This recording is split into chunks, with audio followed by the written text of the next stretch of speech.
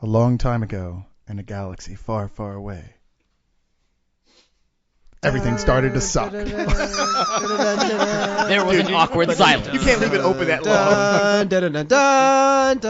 And here's the musician singing instead of playing. Where is your Everything guitar? started to suck. Could you clarify that? Well, not immediately. God damn it! Already? Yes! It's the intro! Because it's the intro to the League of Extremely Ordinary Gentlemen sci-fi movie episode. And All of right. course we're going to give you shit. Yeah. Indirectly. For All right, liking fine. something as terrible. Only as the because I'm in prequels. touch with the youth. Well, that's what you. That's Well, the that's- way. that's what my parole officer said. That's the way the public defender put it. Yeah. But I don't think anyone was buying it in the jury. I can no longer go to Chuck E. Cheese or hang out with You fish. leave Jason alone. It didn't start to suck with the prequels. It was already when Han Solo stepped on Jabba's tail and Yeah, that's Greedo shot first. Well, Yeah, that's technically, a good point. that happened in before the prequels, Yeah. sure, but that It was was also already when the Ewoks. I would showed up. say it went. Yeah, I would say Grant has it right. It started to suck when the Ewoks popped up and said we were supposed to be Wookiees. Look, it wasn't as good when the Ewoks showed up. I wouldn't say it sucked.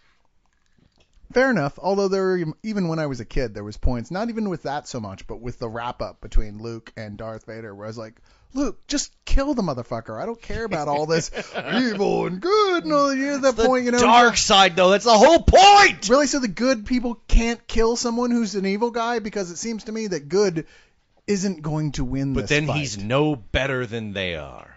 So? Haven't you read Spider-Man before? Yeah.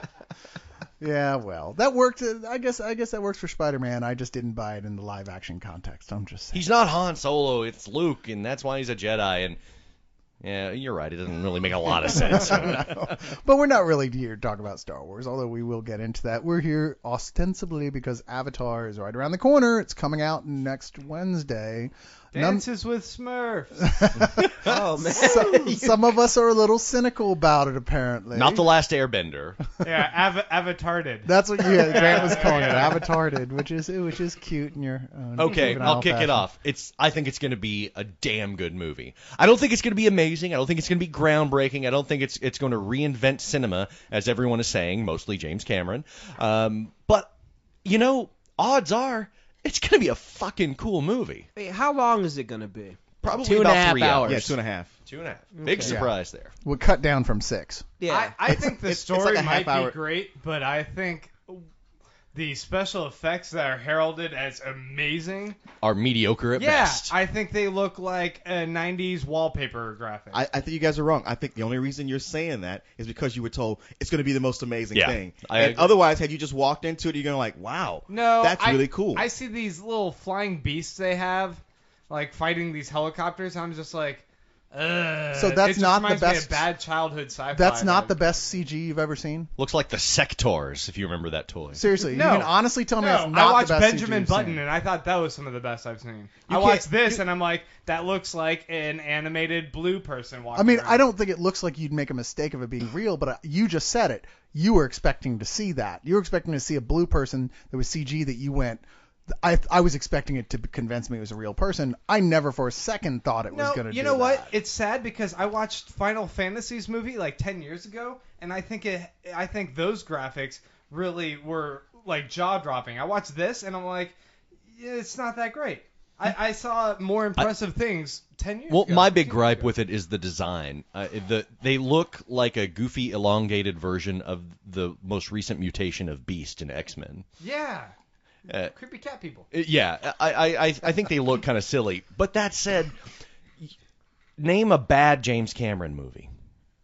The first part Titanic? of Titanic. I personally like Titanic. I don't care what anybody says. It is It was a what it good movie. is. It knows exactly what it is. It's a very well done, tight movie. It won 12 fucking Oscars, for Christ's sakes, Yeah. people. Get over it. Titanic It's not is- a bad movie. is- I even- I said winning the those first Oscars part. is not Okay, a good Piranha argument 2. for it. I'm just say- saying, though, you have to give it the benefit of the I doubt. even like because of that. Piranha 2. So hey. Which he only was on for a week before he was fired. Oh, Yeah. I was not aware of this. Yeah, he was kicked off after a week, so it's not really a James And Cameron I'm film. not saying he's bad. I just think that this is one of his pet projects that he's so heavily invested in, even that he's almost blind to the editing eye that he might need for it. I don't know. I just Grant, when it's I hyped up as like the most incredible CG, and I see that trailer, I don't see it. I never say this, but Grant, shut the fuck up. I mean, seriously, you're so judging this movie based on these couple of trailers you've seen. At and two, Leon. Yes, You and gotta say it with a little more passion, though. You know Wait, good and try well. again. Okay, Try yeah, again. wait, Leon, this is bullshit. Come on, What is wait. our show right He's now? talking. None Do of it us have now. seen this. Say it with some None vigor. of us have seen this, and we're trying to give our opinion on it. Why can I not Somebody give an opinion? interrupt him right now. Strike him down! Shut the fuck up, Grant. Yes! Fish is all grown up and he's all grown up. Fish is gonna die. Yes, but not for that. You say fish are gonna die?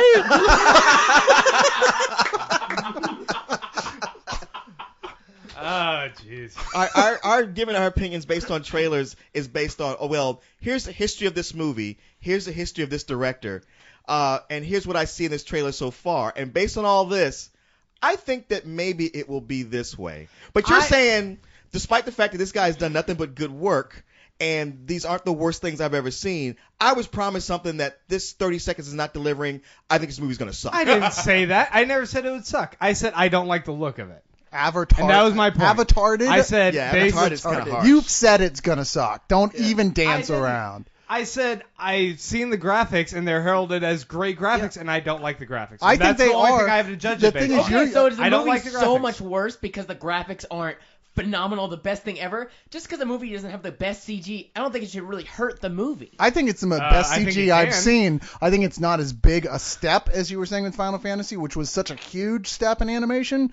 But these are still the best CG graphics I've seen yet. I mean, they're gorgeous. You know, I will agree with I think you in the the sense backgrounds are that great, but the characters are just- I will agree with you in the sense that I'm like, it seemed like if you're going to go for the whole here's an alien planet, totally different alien culture, they might be, well, more alien than that, you know, but maybe that ties into the story at some point. You know, maybe you're going to go into one of these whole Star Trek, hey, we're all from the same gene pool I in was some about to universal say, way. original thing. series. Yeah, exactly. I don't know yet. This is a 2.5-hour film they're describing as literally epic sci-fi in the sense of a literary type way, which means anything could happen, really. There could be some really smart stuff going on here that explains all this that you're going to go, oh, I totally wouldn't have gotten that from the 30-second trailer. Yeah. I'm judging the entire film From on. what I've seen, no. Boy, The oh boy. The effects don't look just earth-shattering, but still, I would be surprised if the movie wasn't really fucking entertaining. Yeah, no, me too. Once again, I'll admit, from the plot, it looks like Fern Gully in the future. You know, I mean, I hate it when movies get so heavy-handed with their message, even if I agree with that message. Wait, it's got a message? Well, it looks like it's very pro-environmental film, which I agree God with that. damn it. But I'm just like, you know what? Let's keep that out of my giant sci-fi epic as much as we really can. Maybe we should go for that whole Western thing. That was working. I don't know though. I mean, I'm just getting from what little I've seen. Some of the clips I saw at Comic-Con, the full clips, were really astonishing. That took little bits of what we saw in the trailer and showed the whole sequence. Like the whole taming the dragon sequence was. Wait, is that does that mean something else? Is that a Yeah, masturbation? that's Casey you're thinking of. But that whole sequence was gorgeous. It was amazing. We watched it on a big screen. I was like, okay, you guys got me. Yeah, we get it. You were totally at sold me. Comic-Con. Move on. Oh, that's right. You weren't there. Yeah, did you see the video? Yeah, I was there. They wouldn't let me in. No dogs allowed. No, they said black people. I was trying to clean it up. Well, now that you mention it, I am trying to think of a prominent black character in a James Cameron movie, and nothing's coming to mind. Ooh. Miles Dyson. Was that his Miles yeah. Dyson, the guy Yeah, who was in there for 15 minutes before he got And he gunned got down. shot, and it was his fault that the world was gonna blow up. So Yeah, I mean, you know, Nice. I mean, it's like See what happens when we let black people into James Cameron film? They bring about Judgment Day. Thanks, guys. Well, when you guys are bringing the end of the world, that's when they make us president. that's true. That is true. Every so single true. time you get a black Touche. president, the end is near. Yeah. It's the one.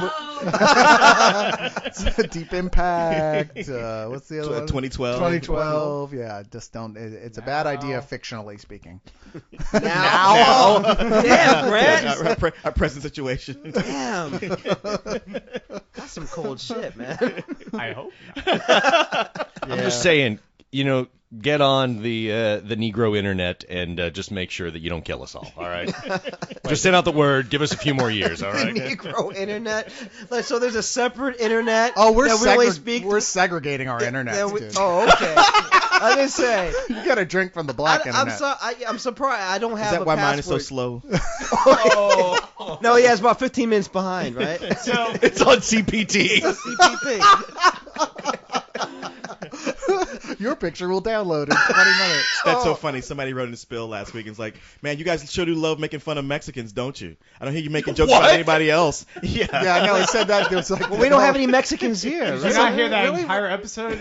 Like, It's like, what do you just- dedicated to make fun of the Irish? Do you, right. Do you just scan the net looking Or bitches? specifically for that? Because you obviously just got on. Yeah, that's why I say, like, wow, you're new here, aren't you? Because this is wide open to ridicule. Like, guess what? Leog is equal opportunity offenders. So- Well, I'm not sure there's any racial group we haven't made fun of. And Vietnamese. as there shouldn't. And Well, The you poor know, Vietnamese have not been made fun of. No, not enough.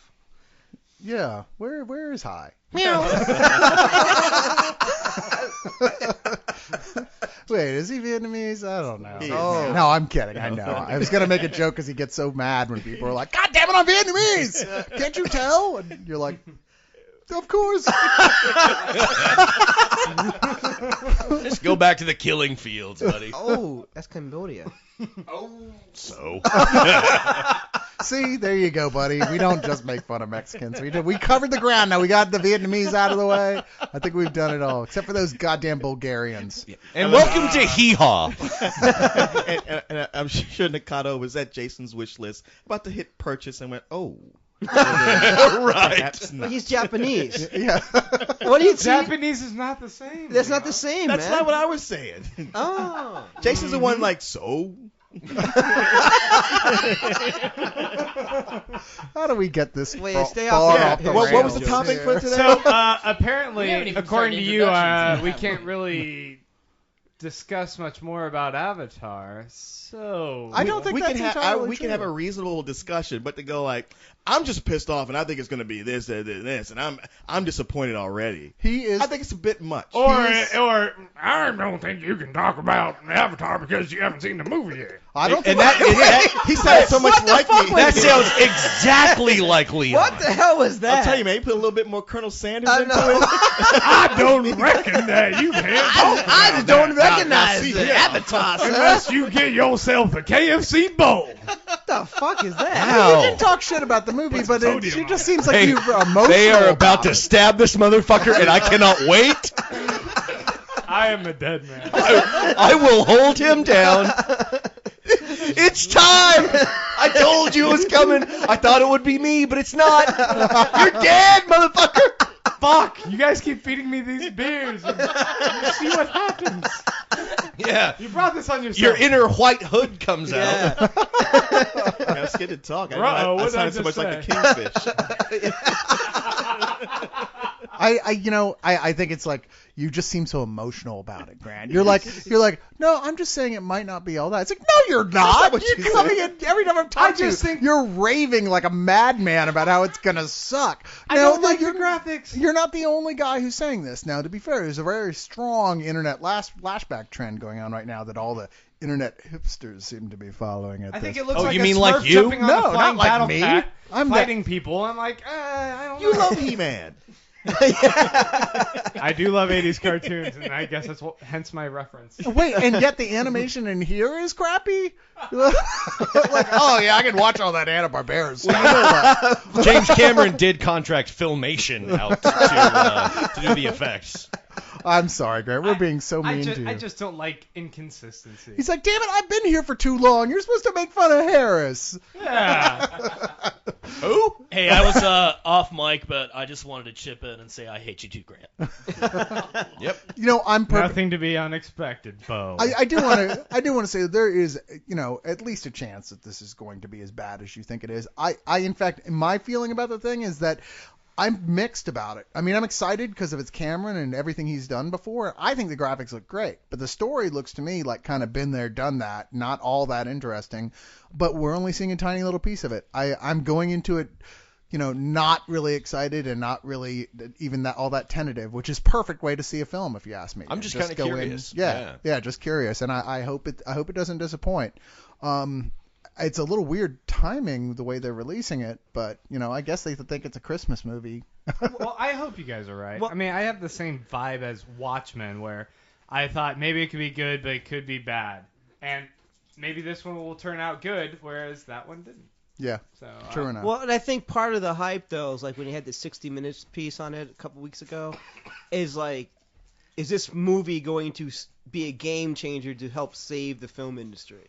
And when you have that kind of hype behind it, beyond just the special effects, is like a lot riding on it. So, I think that's part of the whole thing of what could build up to be annoying and be like this whole like, what is this? Is this a fucking movie? And that's the thing. That's like with Phantom Menace.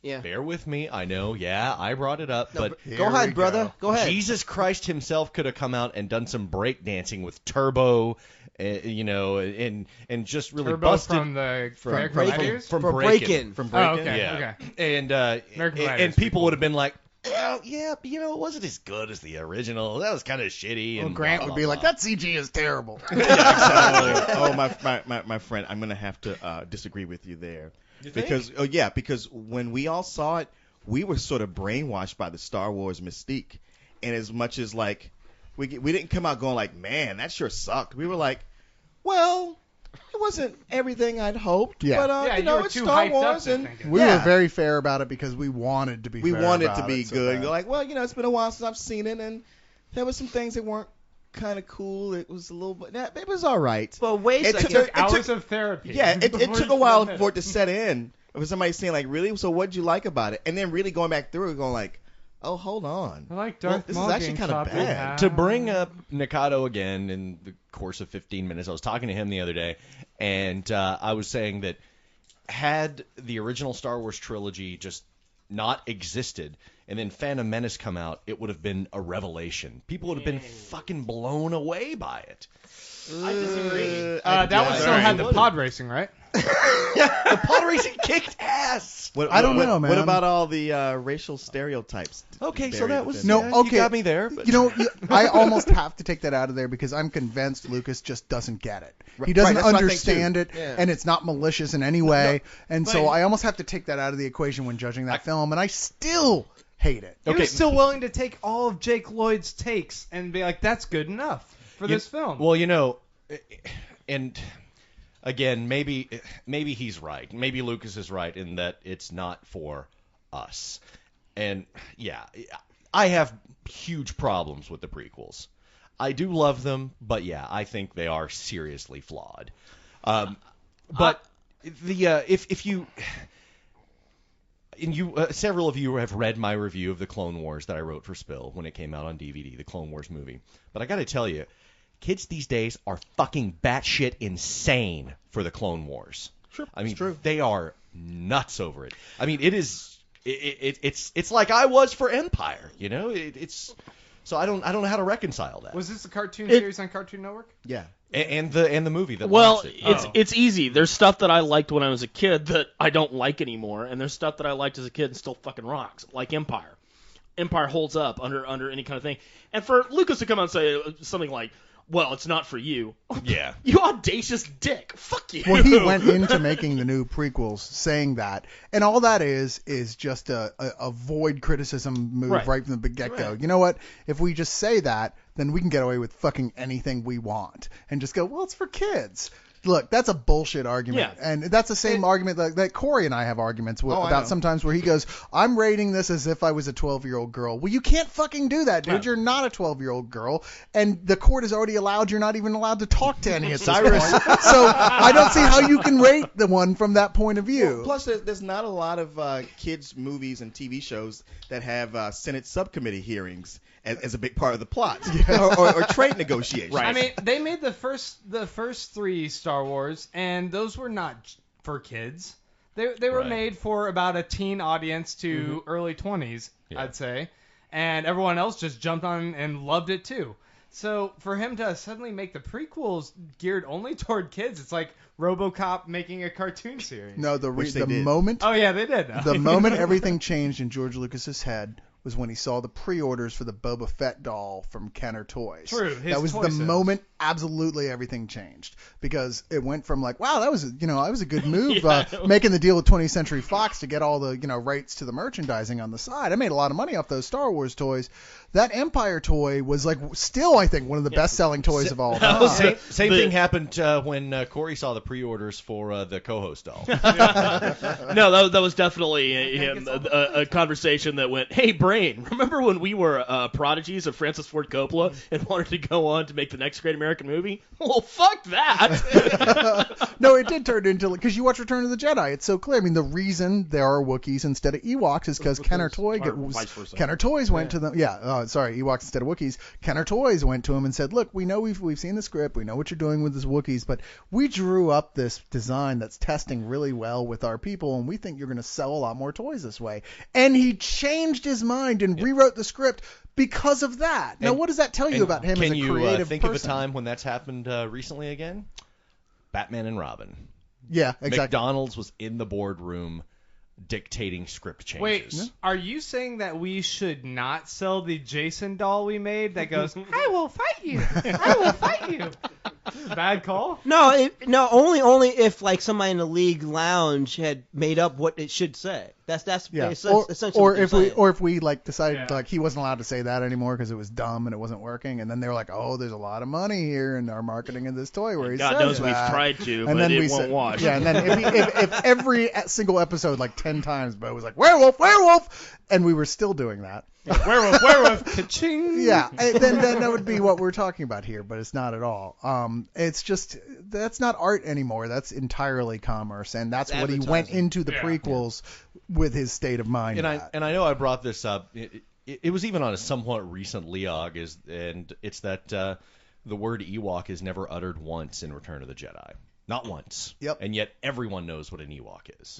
because it was on the toy package. Exactly. Yeah, there's all kinds of things considered canon in the Star Wars universe that are only there because Kenner Toys decided that's what they were called. Yep. Yeah, I mean, how sad is that, really? I just Well- can't take that series seriously anymore because of that type of thing. Well, that old Without them, chestnut. it'd just be called Little Bear People. And someone's going to get confused listening to this and think we're condemning merchandising from films, and that's not what we're saying at all. I think merchandising is great from films and things. It just can't control the content. Yeah, it's like that's merchandising. That becomes advertising. I mean, it's like I don't know about like these new vampire movies. The Uh-oh. no, wait, no. I'm not talking about the content or anything, but I'm just saying as far as the merchandising for these for the vampire movies coming up, it's like they're based off of books. It's not like they changed the book and the script to sell these Edward dolls or whatever they're selling. You know, that's fine. I mean, or Harry Potter. I mean, they didn't go to J.K. Rowling and say, hey, can we have Harry Potter, be on a sand cruiser? And she said, yeah, that's fine, and then sell a toy with that. If they're doing merchandising based off of what the movie and the book says, there's nothing wrong with that. Honestly, with Twilight, it could only have helped. I just said I wasn't talking about the content. I could care less about the content. I'm just talking about the merchandising, advertising of it. Dildo myself. Yeah, What'd you that's- say? You want an Sparkly Edward Diddle? dildo? Yeah, they have a sparkly refrigeratable, so That'd it be feels awesome. like a vampire skin. Do they really? I have seen the Edward. That would be awesome. The Edward underwear where it's got his face on the outside, but then just like his mouth only on the inside. Yeah, kind of thing. yeah. Are you kidding about that? Not kidding. I have a at couple all. pair. No, I heard about it. Well, Well, that just calls for new forms of sterilization, You know- as far as I'm concerned. All right, We so we need went to- So down. much for Epic Films. This is the toy episode. we need Yeah. Greg to write us a new jingle for the Twilight moment. Here's the moment of every Leog where we make fun of Twilight. And here's a moment of every Leog where we bitch about the prequels. That is a great idea. Everybody Jason. do a shot. Okay, anyway, what's next on our list? Well, I don't know. Let's talk. I mean, we're here for sci-fi. Let's talk about some other And ones. we didn't introduce I mean, ourselves at all. We didn't even introduce Oh, ourselves. goodness gracious. Well, you know what? I'm Cyrus. I'm Kristen. I'm Harris. What the fuck are you doing here? I'm Jason. I'm Greg without the guitar. Grant. Fish. Bo. And Leon is here. Leon. He just went to the bathroom. Stepped So, up. it's that bastard. He's so unprofessional. Oh, jeez. I bought him a NASA me. brand spacesuit just for these long Leogs, but Yeah. he So? never wears What? it. Good job. So he getting can that pee where he catheter sits. And colostomy bag's not even using it. Yeah, well, he's such a wimp. I heard him trying to put it in. He's all screaming. Catheter's hearing me. Not He everyone. said he had a big dick. I got him the extra large size. It's got to be a tight fit. He must have lied to you. You just bought a bendy McDonald's straw. Stuff that in there. Oh, no, it was a Slurpee straw with a scoop at the end. Oh my god! He's cutting my junk to ribbons. Wow, that was the sound of every man listening to this crossing their legs at once. So, James Cameron, I just finally watched Aliens. I'd never seen that before. You never seen Aliens? Believe it or not, I've seen Aliens. Good lord, we let you bitch about Avatar and you haven't seen Aliens until recently? Oh, Why are you higher on the totem pole than me? Yes. Because you're a douchebag. Shut the fuck up, Harris. Both of you shut the fuck up. Yeah. I'm going to stab you in the goddamn you and throat. Harris. Grant. What did I just say? I thought you were talking to Greg. I didn't say anything.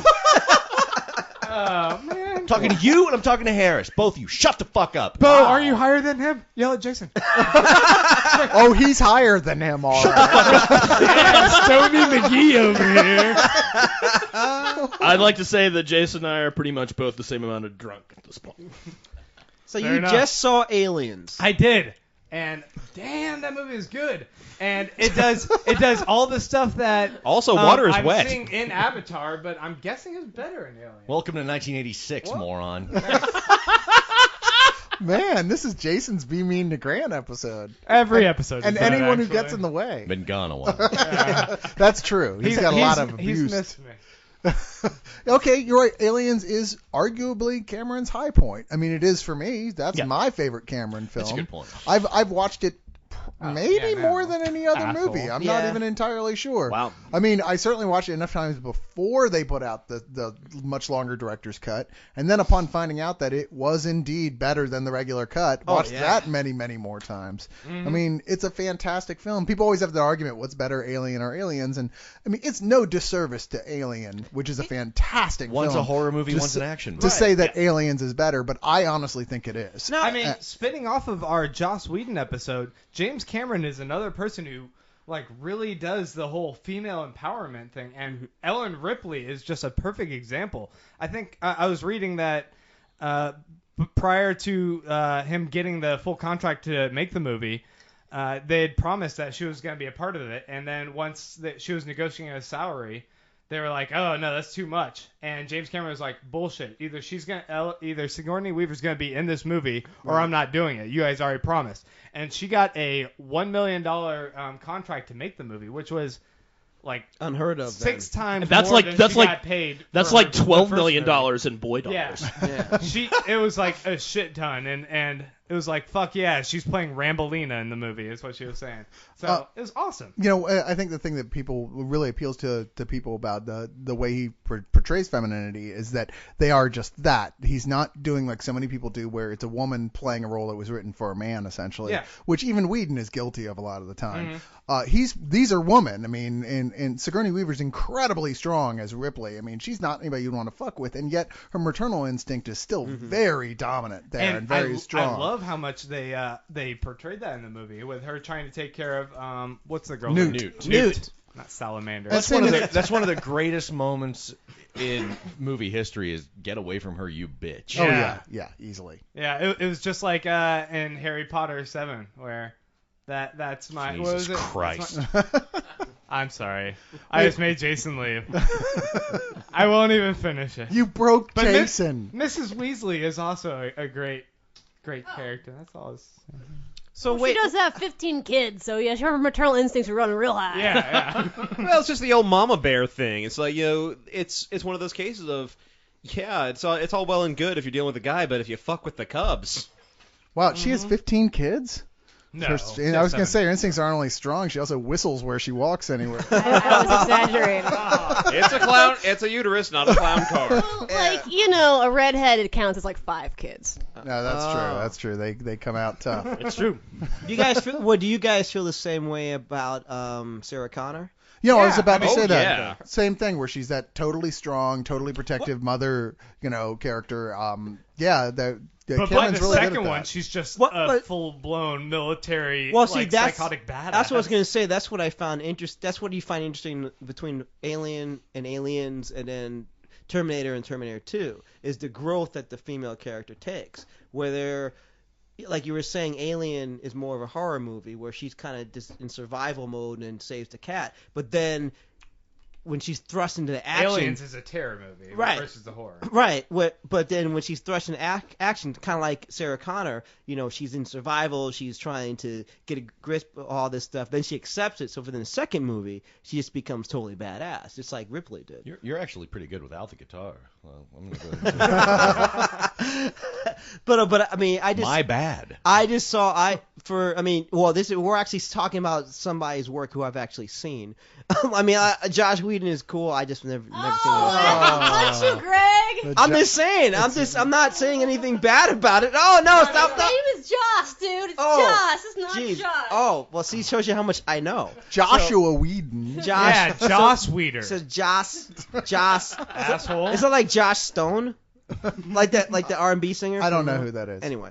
No, yes, but it is like Joss Stone. okay. I know No, what you're talking but no, but I saw what you guys are describing in Alien. I saw that easier in Terminator. Well, they were both there, and Terminator 2 is a little easy to see because she's actually protecting her son. And Aliens, it was more like, it's very important, and it's played out more in the director's cut, that she had a child. Right. Yeah. And that child died of old age because Right. she's been in suspended animation for a long, long 57 time. years or so. And so she goes into all this with a significant sense of loss for that, having a child. For the watching child her that grow she up. abandoned. Right. Pretty much. She abandoned. Well, she went off into space. Like I said, she abandoned like it was her fault. Nostromo, she still would have been older. Yeah. She would have missed out on years of she her was life like anyway. 76 or something when she died. Yeah. When the daughter died. But I'm just saying, even if the original mission hadn't gone wrong and she hadn't floated in space for all this time, she still would have lost a couple years of that little girl's life. Still a anyway. shitty mom. Yeah, just saying. Maybe poor. You do what you have to. But in Aliens, I understand that because she's kind of she imprints onto Newt, as it were. Like, Right. okay, well, you're filling that void in me, that protectiveness. Never got to protect my own And they child. develop it so well in the movie. And then Whereas, thank God they kill it before the next movie shows up. Well, what I think was strong about Aliens as well is that you have the mother alien as the counterpart, and that adds a really interesting, mother versus mother element to it. That is an excellent point, and Because one mother's kid is trying to kill the other mother. Yeah, and that's part of why the ending is so great. Yeah. I don't know if I've told this story here before, but when I saw that in the theater, well, first off, I saw it with a first date.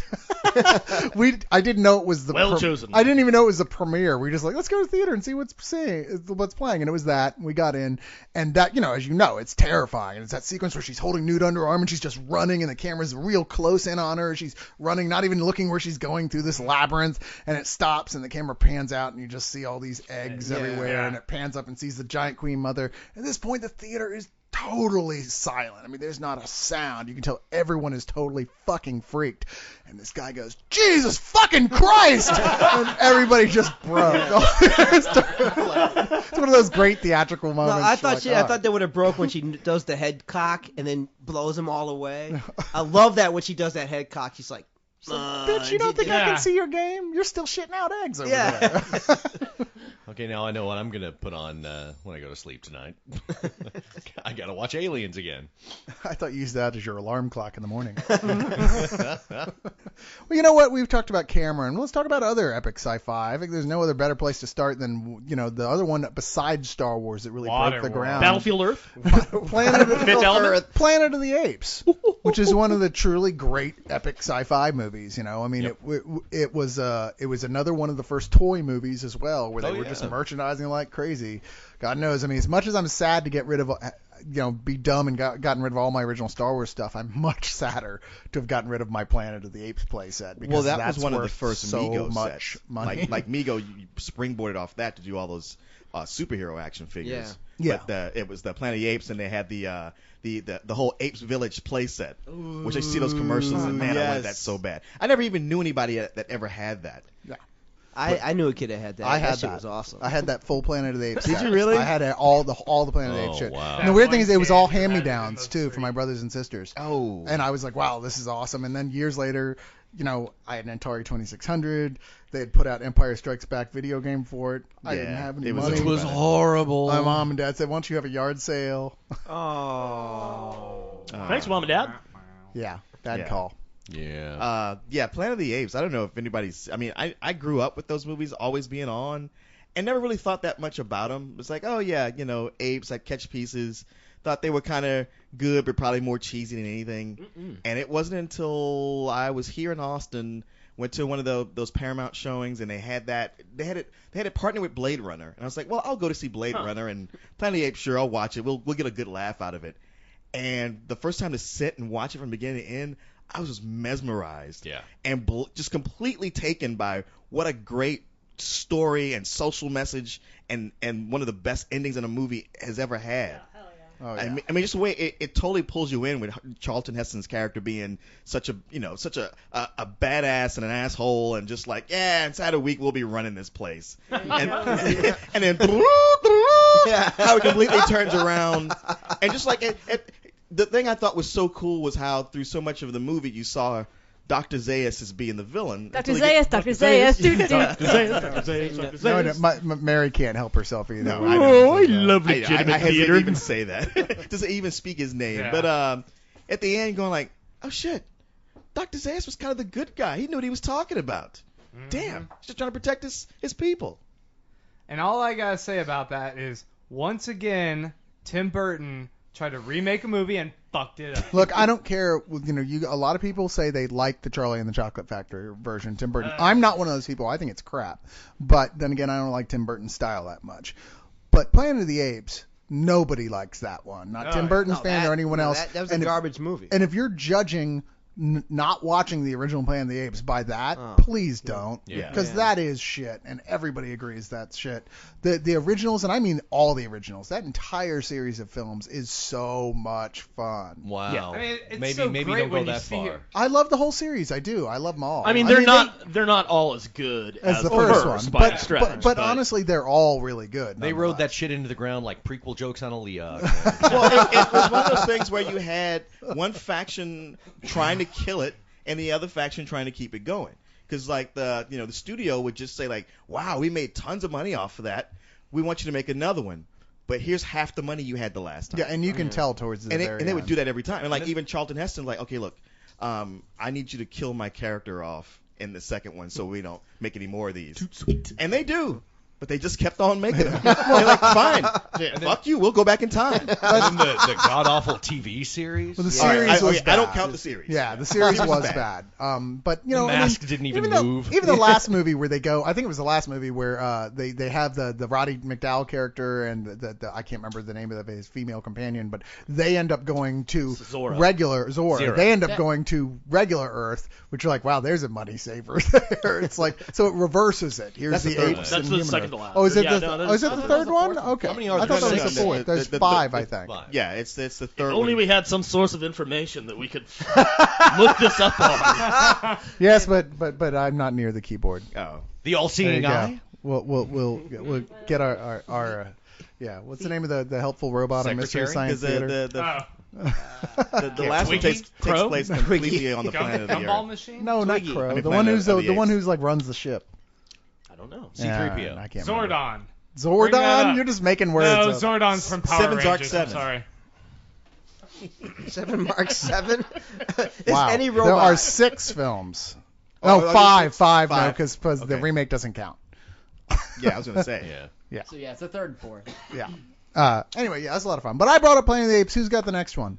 I'm gonna say an underappreciated sci-fi director, Peter Hyams, did Outland Oh. and 2010. Outlander. Oh, Yeah, sorry. no, not Children of the Corn. The one with Sean Connery.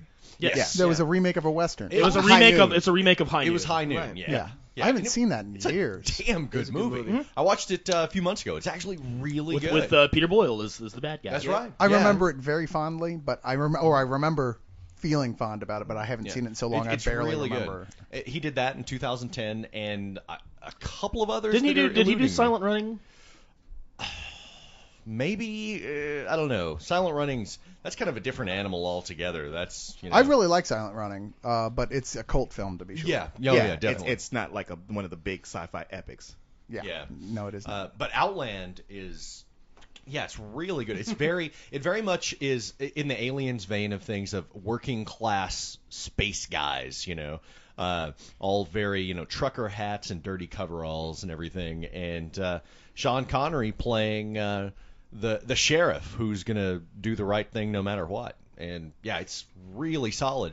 And Peter Hyams went on to produce Universal Soldier 4, and his there you go. yeah. And Wait, his was that the brother, one we I think, just saw? directed it. Yeah, that one that I walked out of. Oh my God.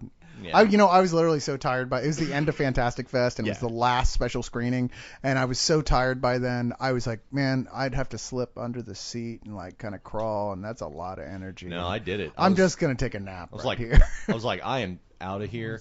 Because yeah, after like 30 minutes, once I realized, oh, this isn't a practical joke, they're really gonna show Universal Soldier 4. I was like, fuck this, I'm gone. Well, when I was a young lad, one of the first books I read was Last week? Yeah, last week. One of the first books I read that was actually an adult book, not one of those kids' scholastic books I was reading, was Jurassic Park. And I thought that book was so fucking awesome. And then the movie came out, and it was pretty good. I mean, I was a little disappointed just because, a movie generally never lives up to the book. There's very few that do. Yeah, you We weren't did very fond of the time effects, huh? Yeah, the effects, I was just like, that's not what a real dinosaur looks like. But man, I mean, Jurassic Park was such a fun movie. That's one of the few chains I've never seen. Really? I've never seen Jurassic. I've never seen. I mean, they really missed out on having the raft scene in there, which I thought was one of the best parts of the book. Anyway, it's really great. Jurassic Park 1 and 3. 1, of course, was the best one, but I thought 3 was actually surprisingly good. I like 3. I agree with you too. A lot of people say, "What? How knew that 3 was trash?" And then you find out 3 with the dinosaur then you whisperer? find out they never actually saw it. They just decided after 2 they were done. The And- book yeah. for 2 I thought was really good. Yeah, the movie just was not the what movie. the book was. Movie for 2 is a shitty remake of the first one. Yeah, which it is like really is. so many. They second missed a movies. lot But of you know, great with points. the young girl beating the Velociraptor with gymnastics. Yeah. It's like, what is this, fucking Gymkata? Really? Well, they also had the environmentalists who ended up killing off a whole bunch of people accidentally. Yeah. It's like, way to go, Oh, yeah. hippies! You Yeah. just committed mass murder via dinosaur. No, the raft sequence you're talking about. Apparently, they put that in the Universal Studios ride, though. Like Oh, that's really? what the ride is, and like this is the missing part in the book. Have you been? Yeah, I've been to California. That's a great fun ride. Like the dinosaurs are totally in your face. It's great. That's where the marketing comes in. Yeah. There we go. There you go. Jurassic Yeah, Park, thanks. I was, I think, 12 when that came out, so I was their target demographic. I saw it in the movie theater 12 times, and it was the only movie I've seen that many times in theater. I mean, I just Titanic, couldn't. really? You miss out on that boat? Miss out on that book. The part where the goat head falls on the car, I screamed like I bet Plus, you it's fun did, to you go little see it. bitch. like a 10-year-old boy. Plus, it's fun to go see it now, so you can go Newman. I saw it enough times to know some of the continuity problems. Like during the T-Rex scene, that door on the Jeep does not know whether it wants to be open or closed Yeah. because in every single shot, it's the opposite of what it was before. Well, it's funny because I remember seeing it. I mean, it was like one of those crying game things where they mentioned like, oh well, When the T-Rex shows his cock. Yeah. The dinosaurs have penises. And My God, we didn't need to get that egg DNA after all. And Jeff Goldblum's like, I can't believe I fucked that. or just that that point when they later figure out like, oh wait, we didn't breed any females, but frogs, when there's no other male frogs around, how's it work? There's no female frogs around. One of them will turn female, or when there was no certain gender around. So it's Yeah. just kind of like Grant and Leon. Well, it was just one of these things where they were like, oh yeah, sometimes this will happen. It's like the first time they mentioned they were using frogs, I was like, well, wait a minute, because I knew that about frogs. And I'm like, look, I'm just some guy sitting in a theater. How is it that these biologists don't know this already? Because it makes it more interesting. They couldn't hear it over Samuel Jackson yelling all of his lines. And Jeff What Goldblum. are these fucking dinosaurs doing on this Hey island? man, the only other black guy in the movie gets killed before the opening credits. He had to make himself known. Jeff Goldblum going, well, what you don't understand is that like it's just science, and science is chaos, and chaos is and it explains all, so everything's gonna go totally wrong. And is that a dinosaur? Right Nature behind you? will find a way. Man, that's like you just wanted to smack him in that film him until he was right. You're like, oh, well, you shut up. They're dinosaurs. And Great cast. yeah. Yeah. I don't understand the hate for Jurassic Park because there are a I know. lot of people who hate that know, movie. right? Everybody And bitches because they say it's Oh, yeah. basically a remake of Jaws. Maybe they just don't like dinosaurs. Maybe that's their problem. Some people don't like dinosaurs. Yeah, My only guess hang up maybe, yeah. was seeing things in the book I didn't see in the movie. But Some otherwise, I thought it people was fun. just molested their inner child. I just didn't watch it because I just didn't watch it. I just haven't had a chance Oh, to watch Greg. it. It's not because I hate the movie. Well, I he was just- too busy having sex with women. Yeah, that's Yeah. true. When did that movie come out? Like 93. 90, 93? 93? That's Early very, 90s. That's Right- very right accurate. before Vanilla Ice? Okay, so was I Cyrus, it was very accurate because I was at that time. I know. I was gonna say I was too. I just took a break. Let's all laugh because Greg got laid a lot. I thought you were on his side earlier. was. You're like, you're great on the mic. I had no idea. Yeah, It now was. it's It all I wasn't mentioned until he's my- rubbing that shit in. Well, you're fickle this evening. We're all fickle. We all turn on each other at the drop of a dime. That's true. Well, no one's ever turned on me, so I don't know what you guys are talking about. Well, that to turn on you would imply that we would start being nice to you. So we're nothing if at least consistent. We're comedy hyenas. tears burn. Ooh, did you leave your flank open? Ouch. Well, It's what's all right, next? buddy. We got it. It's all right, man. Is that blood? Sorry. I'm a hyena. What are you gonna do? I don't know. Maybe I was the only guy who was watching it going like, yeah, but isn't bringing back dinosaurs kind of a bad idea? I mean, they are monsters. You see, it feels like it's one of those like you don't. Did you ever grow up with a joy of dinosaurs? Like when you were a kid, did you love dinosaurs? I thought they were cool, but never Okay. to the point of like, He I had wish that- they were still He had to here. run from them on the way to school. For our next theme park,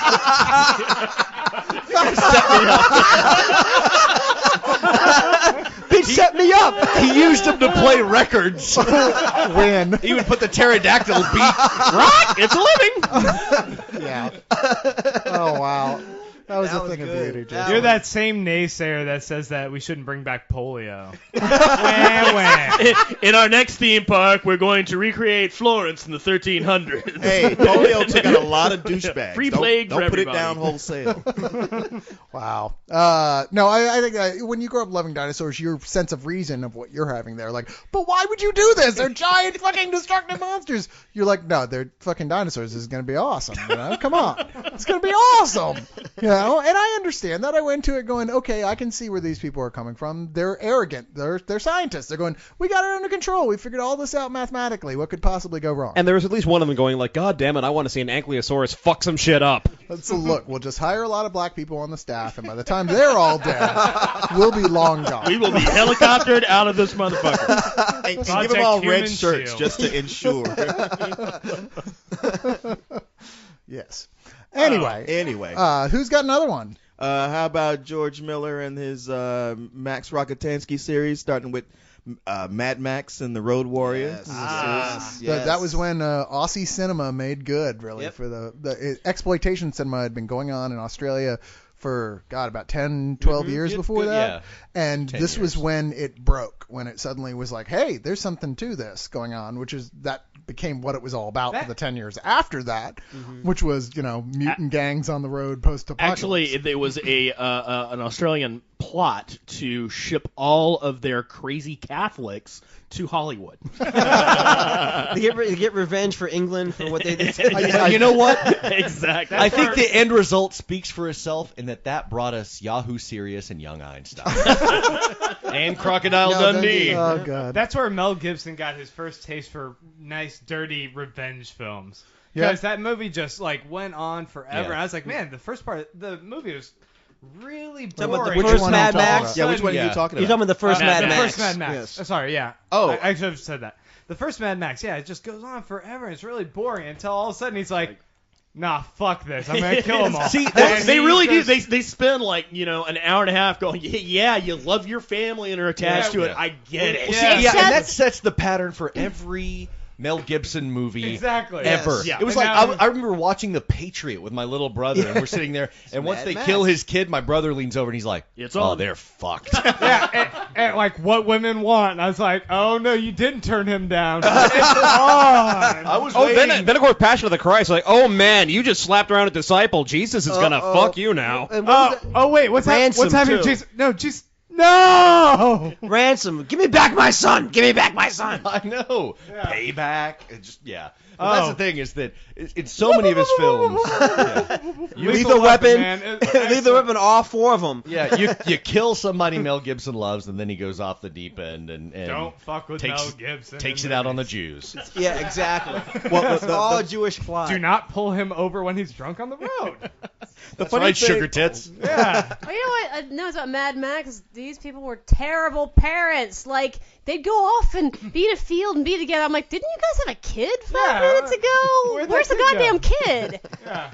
And then Oh, he's when- off in the freeway. Nobody's got any gas. Yes. It's not gonna matter. He'll be fine. But the movie's made a radical jump from that one to Beyond the Well, Thunder. it started. We Even don't need making that first one is because they were hero. shooting making a documentary about those cars, Yeah. and they like, well, we still have the cars. yeah. Let's we got some time. Let's throw a little movie together, and that's how Mad Max came about. Really? Yeah, it was all about it was all about them just shooting a thing about those cars in Australia.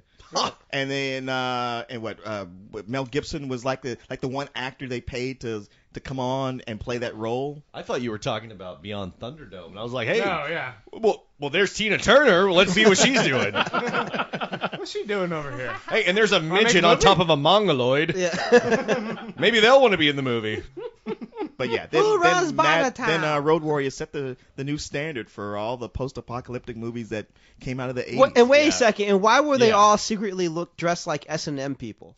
I know. Like, I mean, I didn't get it when it first came out, especially in Road Warrior. What was the guy's name with the mask? the humongous. Humongous. It's like, and then later on, I'm like, he looks like he's like a dominatrix or something. I mean, why is Yeah. he? Why are they all dressed like He's this? like this Punk like rock, dude. steel-faced Jason Voorhees. He's got that metal hockey mask, but then he's got the whole girl boy like chain Yeah, to him. yeah, you know? which was just like, I mean, it was like going back and looking at old Judas Priest, and Rob Halford stuff. It's like, right. Wait a Actually, second. Rob Halford did play Humongous. In the Well, apocalypse- then all of a sudden it was all a bunch of British punks too, with all like they don't have gas, they don't have food, but by God they've got hairspray. yeah.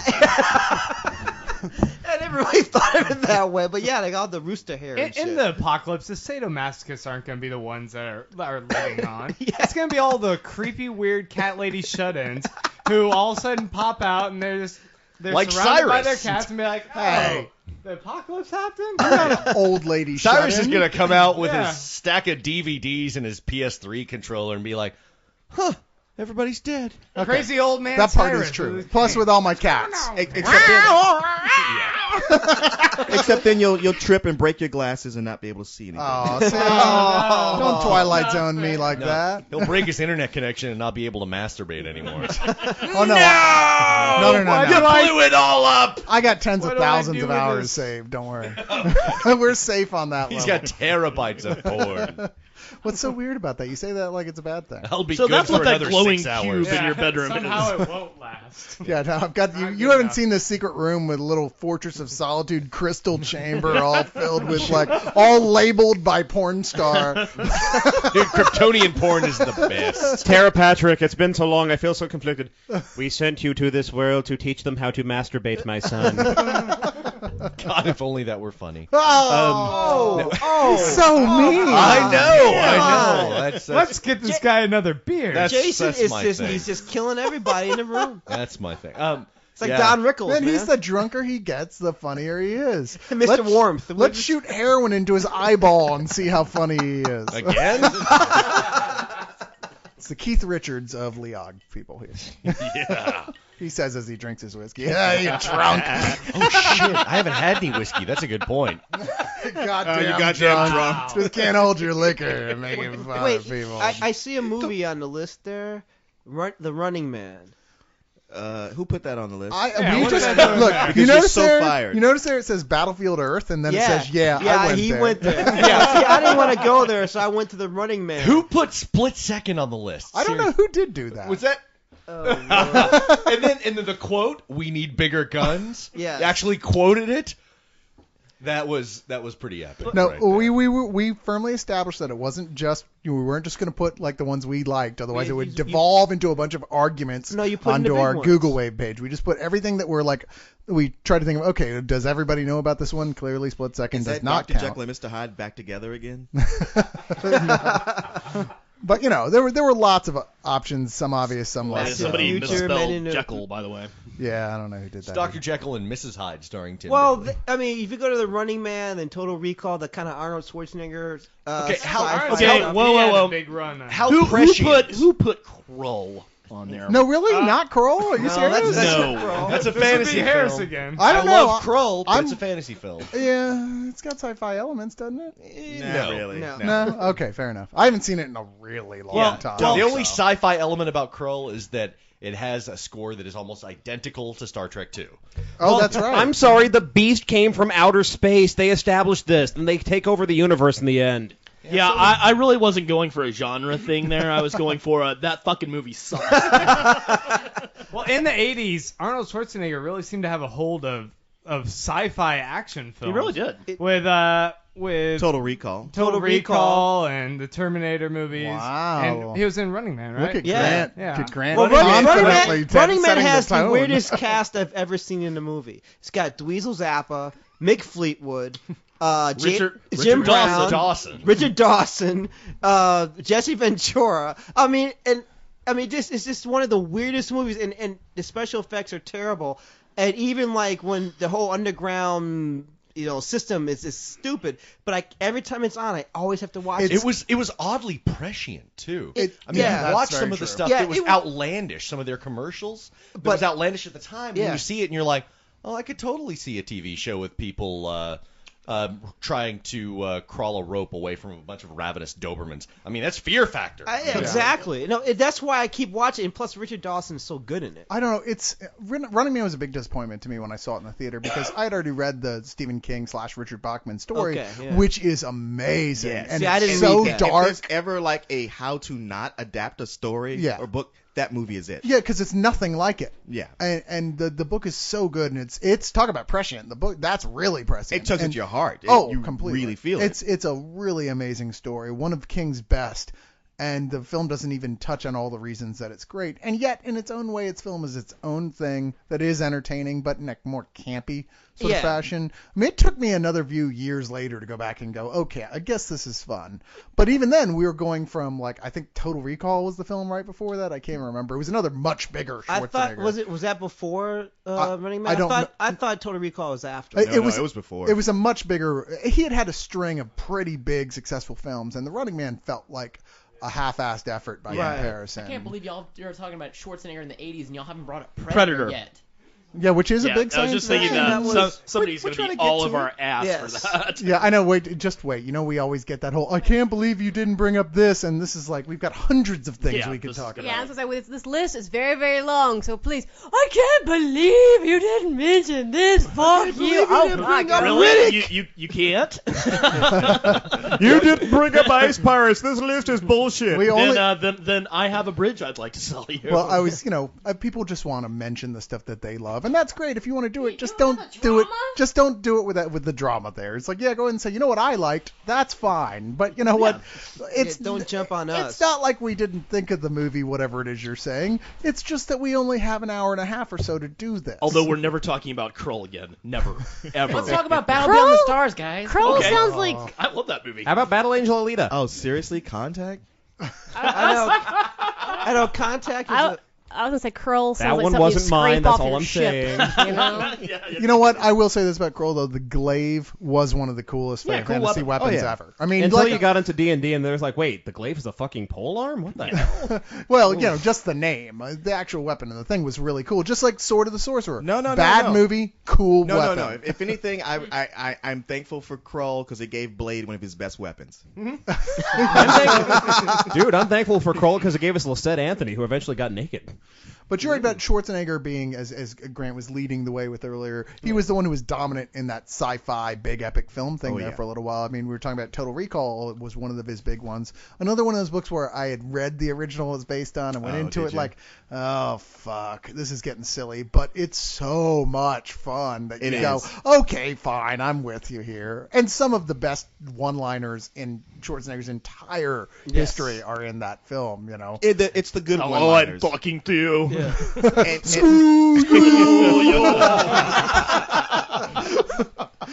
Well, who do you guys think is the best champion to that has claimed the throne of Arnold Schwarzenegger? Do you think it's like Vin Diesel? No. I don't think he's Rock? been around yet. No, I think it's The Rock. I think it's no. Actually, I don't think there is anymore because those movies like that and that kind of big action star. Jason they don't- Statham has been stepping up. I No. think Yeah. pretty well. Yeah, he Yeah. has. Yeah, but as a regular action star, not as a No, just sci-fi like when the action rundown, star. True. when the rundown came out, they even had like a nod. Schwarzenegger was in that for like a second. It's like I really wanted The Rock. Like he had that charisma. Yeah, when he and I passed kinda- it off to The Yeah, Rock, that was exactly. cool. Like, No, that but- movie but I I- like that movie. I like But The Rock. Then he did like kiddie movies. I like The and now Rock he's and doing- I like Vin Diesel. I think both of them have made terrible career decisions. Yes. But I think I just don't think. I mean, that whole there's something about the '80s, the bigger than anything action flick. When you had, I mean, besides sci-fi, I mean, you had Stallone, you had even Bruce Willis, and obviously Schwarzenegger. I think those type of movies just. Those big ones don't exist.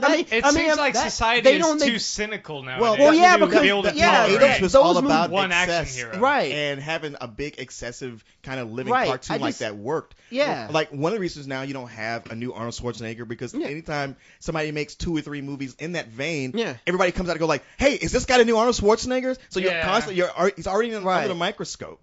It just never has a chance to flourish and happen. Right. It's not and- necessarily a bad thing to be the next Arnold. No, don't but think I know, so. but I also think it's just okay that Arnold was great, and to me he represented an era, and that whole and that his sci-fi movies represented something that I enjoy, and I can leave it there. I don't need another That Arnold new Schwarzenegger. Stallone movie. I think they're kind of like. The Expendables? Yeah, exactly. Expendables. I Wait, think they're- the one where he's governor of California? Because that is some scary fucking shit. Yeah, same thing with when they were governor of Minnesota with Jesse You're talking Ventura. about the one that's sort of the superstar film of action stars, The Expendables. Yeah. Right. Where Because it's got like it looks like everybody's it's got in that it. 80s feel, and that's kind of like.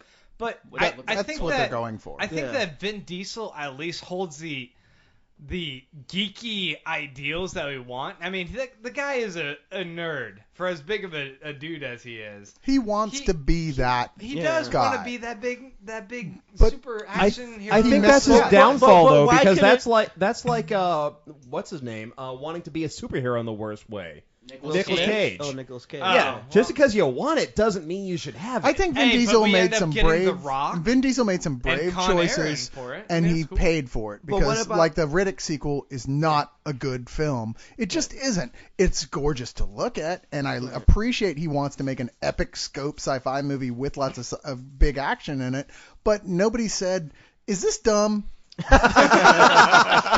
And the answer is, yeah, it really is. But what about I gotta give him credit because he actually got someone to finance making a movie out of his Dungeons and Dragons campaign. You know Yeah, what? you gotta give it to him for says that. something. But what about Will Smith when he had that mantle for 2 seconds with Men in Black 1, 2, the bad what was the bad movie he did with Kevin? Westworld or Wild Wild West. Yeah, So he that didn't was really have bad. that mantle. Men in Black was an action comedy, really focused yeah, on the you gotcha. comedy Yeah. more he's than the still action. like every But even- superhero movie that comes out, he's still like a name that floats about. Or For even- it He's the as an first guy who option. gets And, called. and yeah. iRobot was that other one that wasn't that good, but it was enjoyable. Cause I enjoyed it because I like Will Smith. I liked iRobot. I I mean, I don't thought, care. that did was too. cool. And then, but even in what's the big one, the 4th of July, Oh, Independence Day. Yeah. I love it. I I love don't, Will Smith I don't care. movies still. I don't care what anybody says. I like Independence Day. I know Yeah. it's dumb. I know all its I- flaws. I think it's a fun movie. it's anyway. a very fun movie.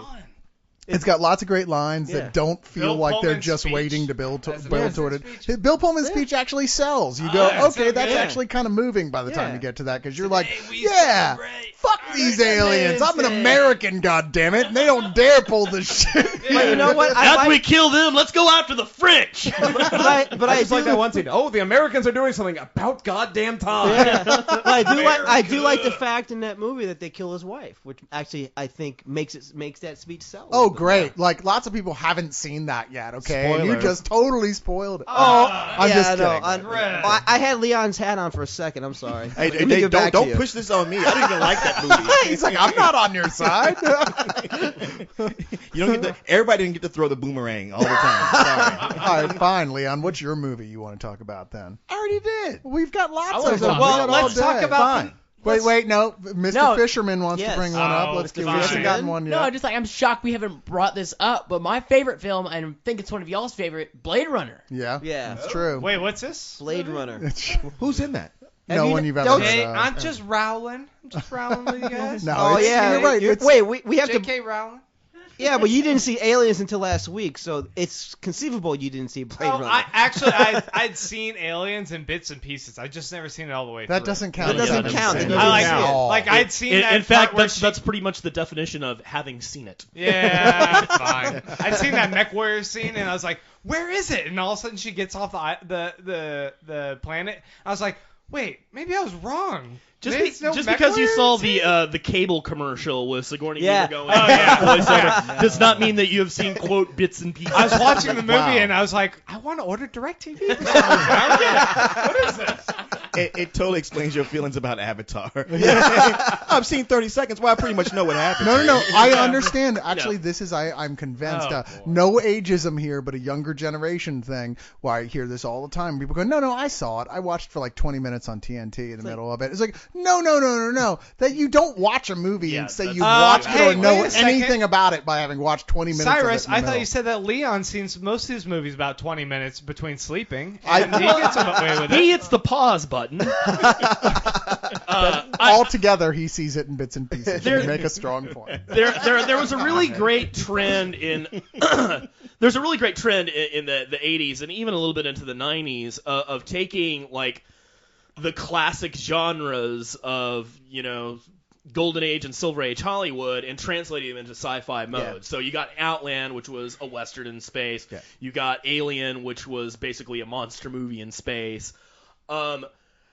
Blade Runner, while it is, tentatively based on a Philip K. Dick short story, it is more or less them doing film noir as sci-fi, Right. and it just fucking works. Mm-hmm. I mean, it is one of the most atmospheric movies I've ever seen to this day, Well- and I'm still waiting for something to really hit that kind of tone as far as sci-fi goes again. It's one of the number one films in history for critics to backslide on, too. Yeah. Because when it came Really? out, a lot of critics were like, yeah, this is dull, it's ponderous, there's not really much going on here. They were just bored by it, didn't really seem like they were even paying attention.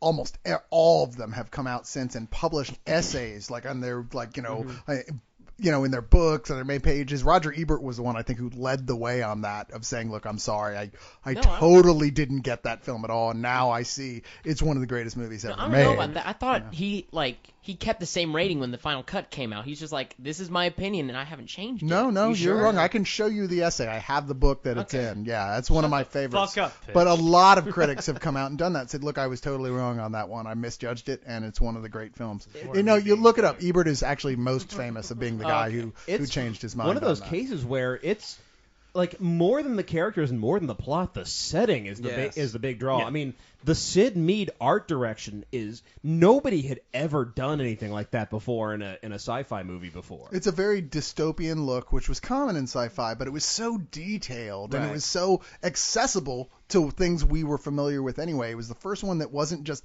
the Logan's Run, like the distant future where we'll have hover cars and everyone will wear jumpsuits. It felt like the logical extension of what would actually happen, mixed with a sort of 20s film noir, Philip Marlowe type of thing. And it's just another case that's really prescient because if you ever go to Hong Kong or Nakado, if you ever go to like Shinjuku or something, it looks like that now. Like the only Yeah, thing we I'm- actually have our light up umbrellas like that. Yeah, now. the only thing you're missing is like the hover cars. Yeah, and back then when they're like, oh yeah, like the Chinese are gonna take over civilization. Oh. It's funny. Me and some friends were talking the other day about when the first time we saw another sci-fi movie, The Truman Show. It's like, yeah, that was fun to watch, but can't imagine people would want to sit around just watch a TV show about real people doing nothing. Guess what? Yeah, guess what? 2 years later, that's all that's on TV. Also, and Well, that's one many of the things people that don't makes, like, realize Network a this, sci-fi show. it's based on a Philip K. Dick story. Is it really? It really is. I Yes, did it not is. know that. Really? Yep. Now, a lot of people don't realize that because they didn't advertise it that way, but it most certainly Yes. is. Another thing people don't know is that Philip K. Dick actually invented paranoia. Did not exist before him. Well, and also heroin. I think he copyrighted the word. I gotta say, out of all the Philip K. Dick stories and movies, my favorite is the one about a guy who's looking for a guy, and he turns out to be the guy that he's looking for. Oh boy. I just can't So wait what are you until- saying, Leah? I can't wait until I can get the Chinese delivery right in my house in a hot air balloon, like in Fifth Element. Yeah, I was looking at that too, man. Every time I see that scene, I'm like, oh man. I look out my window, I'm like, I wish. That'd be I awesome. love all the little like gadgetry in his apartment. Yeah. The whole Fifth minute. Element is I'm one of those so films nice. like, okay, if you take the story and that's all you're looking at, like the plot, which is totally silly as hell, and you go, that's the only thing I'm judging this film on, that alone, then you'll go, okay, this is movie's a dumb. pile of poo. And if that was the case, Why then you guys that keep would be attacking me? true. I'm not attacking you. Why do you not like the Fifth Hey, Element? I don't. About everything you just There's said. another But the black thing is, it's president. like, Another black president with the world about to go to hell. It's in as that. silly a story as the Oh Princess. shit! You're right. Yeah, that's true. It's as silly a story as The Princess Bride. It's just as simple as that, and it works for the same reasons because it's all the stuff around it Yeah. that makes it so it's amazing. so- Chris Tucker, he's magnetic. It's so very, very French. I mean, Mobius designed everything in that movie. Yeah, and all the humor in it is honestly funny and just wildly Gary Oldman. creative. Gary Oldman doing his Ross Perot impersonation is just awesome. We have a dissenting voice No, here wait. to team back That's up not Leon. dissenting. I just finally He have was some doing backup a on Ross something. Perot. I hate You know that goddamn movie. Yeah, but don't you like the prequels? Hey, hey! I gotta cut him off, right? No, you don't. No, you don't. No, you Yeah. don't. The knees, Cyrus. Hey, this guy talks shit about me all the time, and I still want to hear his opinion. Oh, Yes. I know. I was Jason, just please kidding. enlighten the rest of No, them on why you it's hate just goofy and idiotic. I mean, the Fifth Element is love. Spoiler. Give me a goddamn break. Really? How about it's something that explodes? How about the Fifth Element Fifth Element is vibranium. Yeah, how about the Fifth Element is plutonium? Okay, to bring me back to my Jason, do you planet, not my believe to in my love? example, The Princess No. Bride. There have been many kisses in the history of the world, but this by far put them all to shame. That's dumb too. That's just as dumb as that. Princess And yet- Bride and pulled yet- it off with class. And yet but it's just as silly and Fifth just Element as simple tried to a pull it off story. with Chris fucking Tucker. See, I am sorry. I don't agree at all. I mean, come on, Princess Bride had Andre the Giant in That's it, for true. God's You sake. know what? I mean, know what? I'm just saying Awesome. both films. Cyrus is yes, winning this one. awesome. Put it, I mean it. Anybody I'm not want a criticizing. peanut? I'm not criticizing him. I'm just Love saying it. they both took really corny actors and did something good with them in both. and it's examples. also something so that French guy, I can't remember his fucking name. Luc Luc Besson. Besson. Besson, yeah. It's something he came up with when he was like in the 5th grade or something. And Well, it's like, he Yeah, Oh, you know what? Here's my point about that. Superbad was made in the 5th grade by Seth Rogen. yeah, but Yeah, that's not Awesome. epic sci-fi though. but Superbad was like 5th grade humor. It wasn't exactly. Yeah, I like it. Fish, you're right. Fish, you're absolutely right. What? What? It was Someone yeah, bronzed this moment. yeah. You know what? If I'm coming up with toilet humor in the 5th grade, fine. But I'm not trying to do epic sci-fi and throwing in flying cars and some extended bullshit opera sequence from some chick that should be dancing in Jabba's palace. Wow, I you swear to God, totally when, don't get when I was that. doing comics I and I'd think have he kids come up to edited me it. with That's stories pretty they've written, every one of them, every 14-year-old had a big sci-fi magnum opus that was some version of the Fifth Element. And when I was sitting there watching, I'm like, wow, it's like one of those shits got their story made into a movie. Only to find out that Luc Besson did in fact write it when he was 14 years old. Once It's again, like, well, dude, okay, you wrote it when you're 14. You guys- you come back and edit that shit at some point. all you're doing is backing up everything I opened with to say you guys are paying attention to the nothing story. but the core story, which Yeah. is not the point of the Fifth Element. It's all about everything around it. ignore the that fact that supports it's it. other things You can that- tell a very silly story as long as everything around it is there to prop it up with fun. There's lots of dumb Yes. movies that are on the core that that are fun because of how good everything around it is that supports Wait, what it. is that And The Fifth website? Element is one of those. It's a childish fairy tale fantasy that's gorgeous to look at, has incredibly inventive details in the sets, the costumes, pretty much everything. All the humor in it works. The CG is great. I'm sorry. I think it's next to a I think the masterpiece CG is for what it's okay. trying I to think do. the humor I agree. fails on every level. Yeah. Now, Cyrus. I'm sorry. I'm passionate about that film. but man. it's I like, really I am. mean, if creatures you look dumb. wait, what is that, Cyrus? What is what is that Almost You're as missing website? the point Avatar. entirely. No, but what's that website? Yeah. These guys, it's like they read the website that basically breaks every movie down to like one sentence. What was that website? Oh yeah, what is that? Is it like one sentence One-word reviews reviews. One or word reviews or one word synopsis or something like Yeah, that. something. And then that's why I totally agree with you, because it's like if I broke every movie down like Kill Bill, Revenge, I gotta kick some ass. But so what? It's still a cool movie with the fight Now, sequences. Kill I Bill don't is care. dumb. Movie Yeah. sucks. It was all right. It was the fight sequences are fun. The first You're gonna tell me the opening Oh. fight sequence? I'm with you. It was all right. Greg, I'm with you. No, but I completely on mean, that. so some movies you're into the story, some movies you're into the entertaining, and Sometimes like, okay. you just review a lot of movies, and so things that are cool don't seem so cool anymore.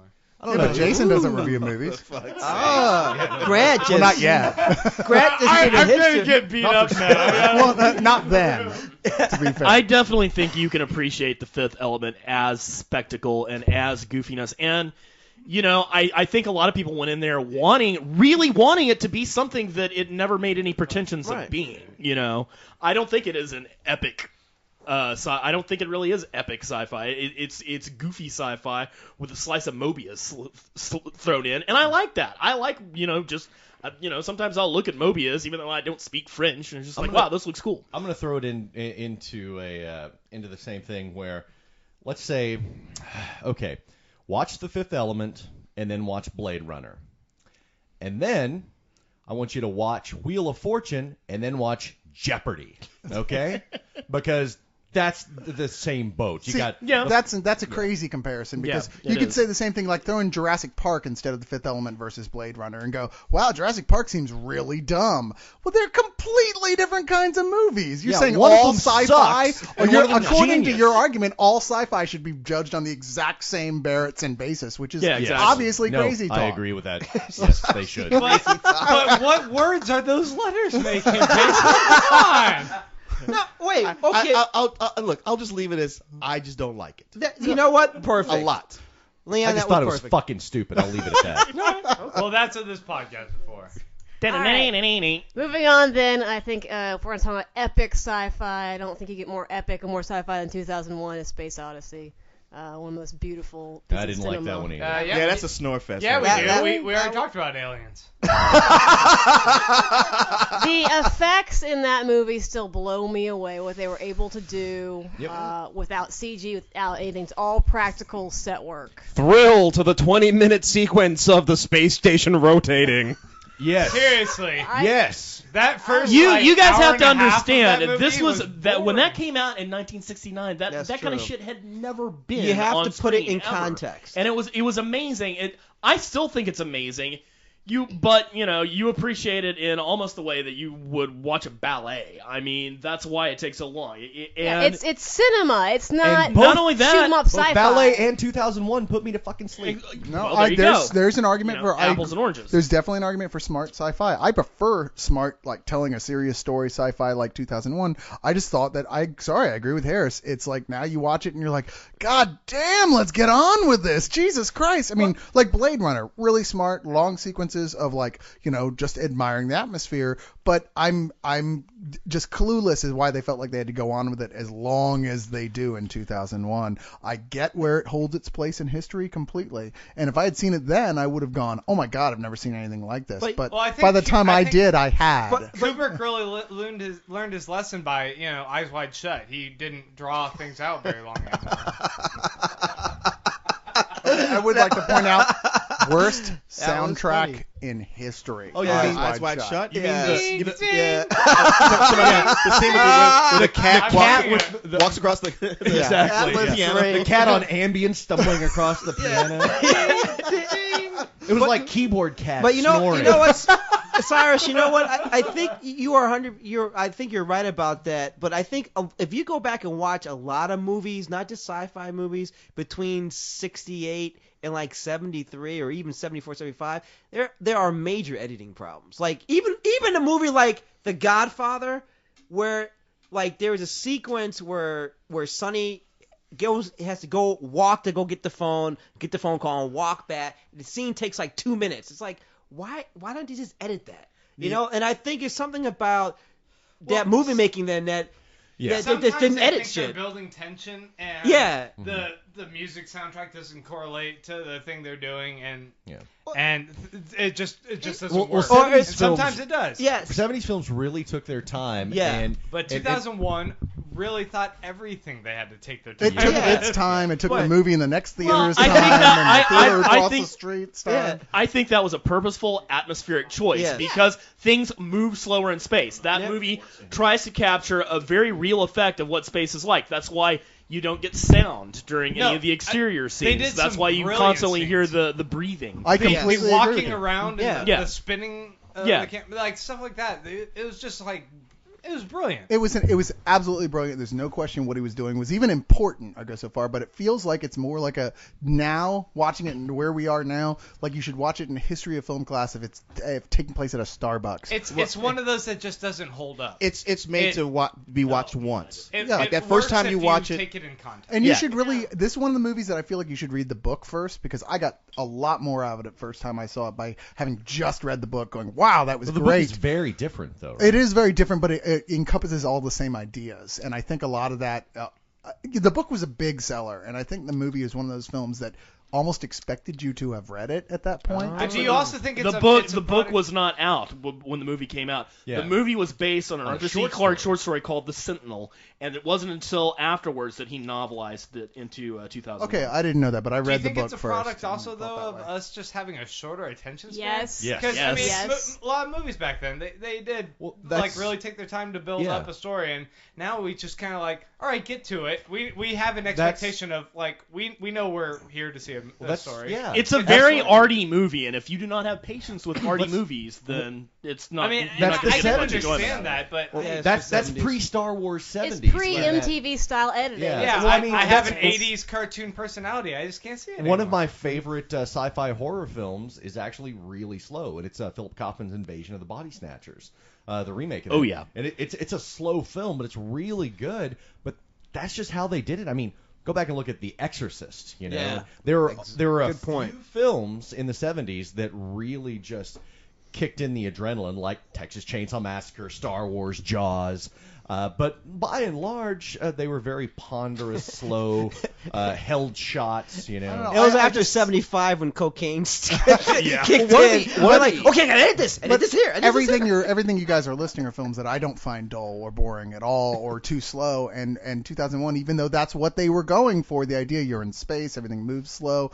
You know, I don't think it really does have that. I mean, maybe it has to do with short attention spans in the sense that they had much longer attention spans back then. But Really, they were just waiting but for the it's- acid to kick in for the last reel. I've watched 2001 like 5 times, and I have never been able to watch it without starting to fall asleep, without having to stop it, go get a coffee, and come back.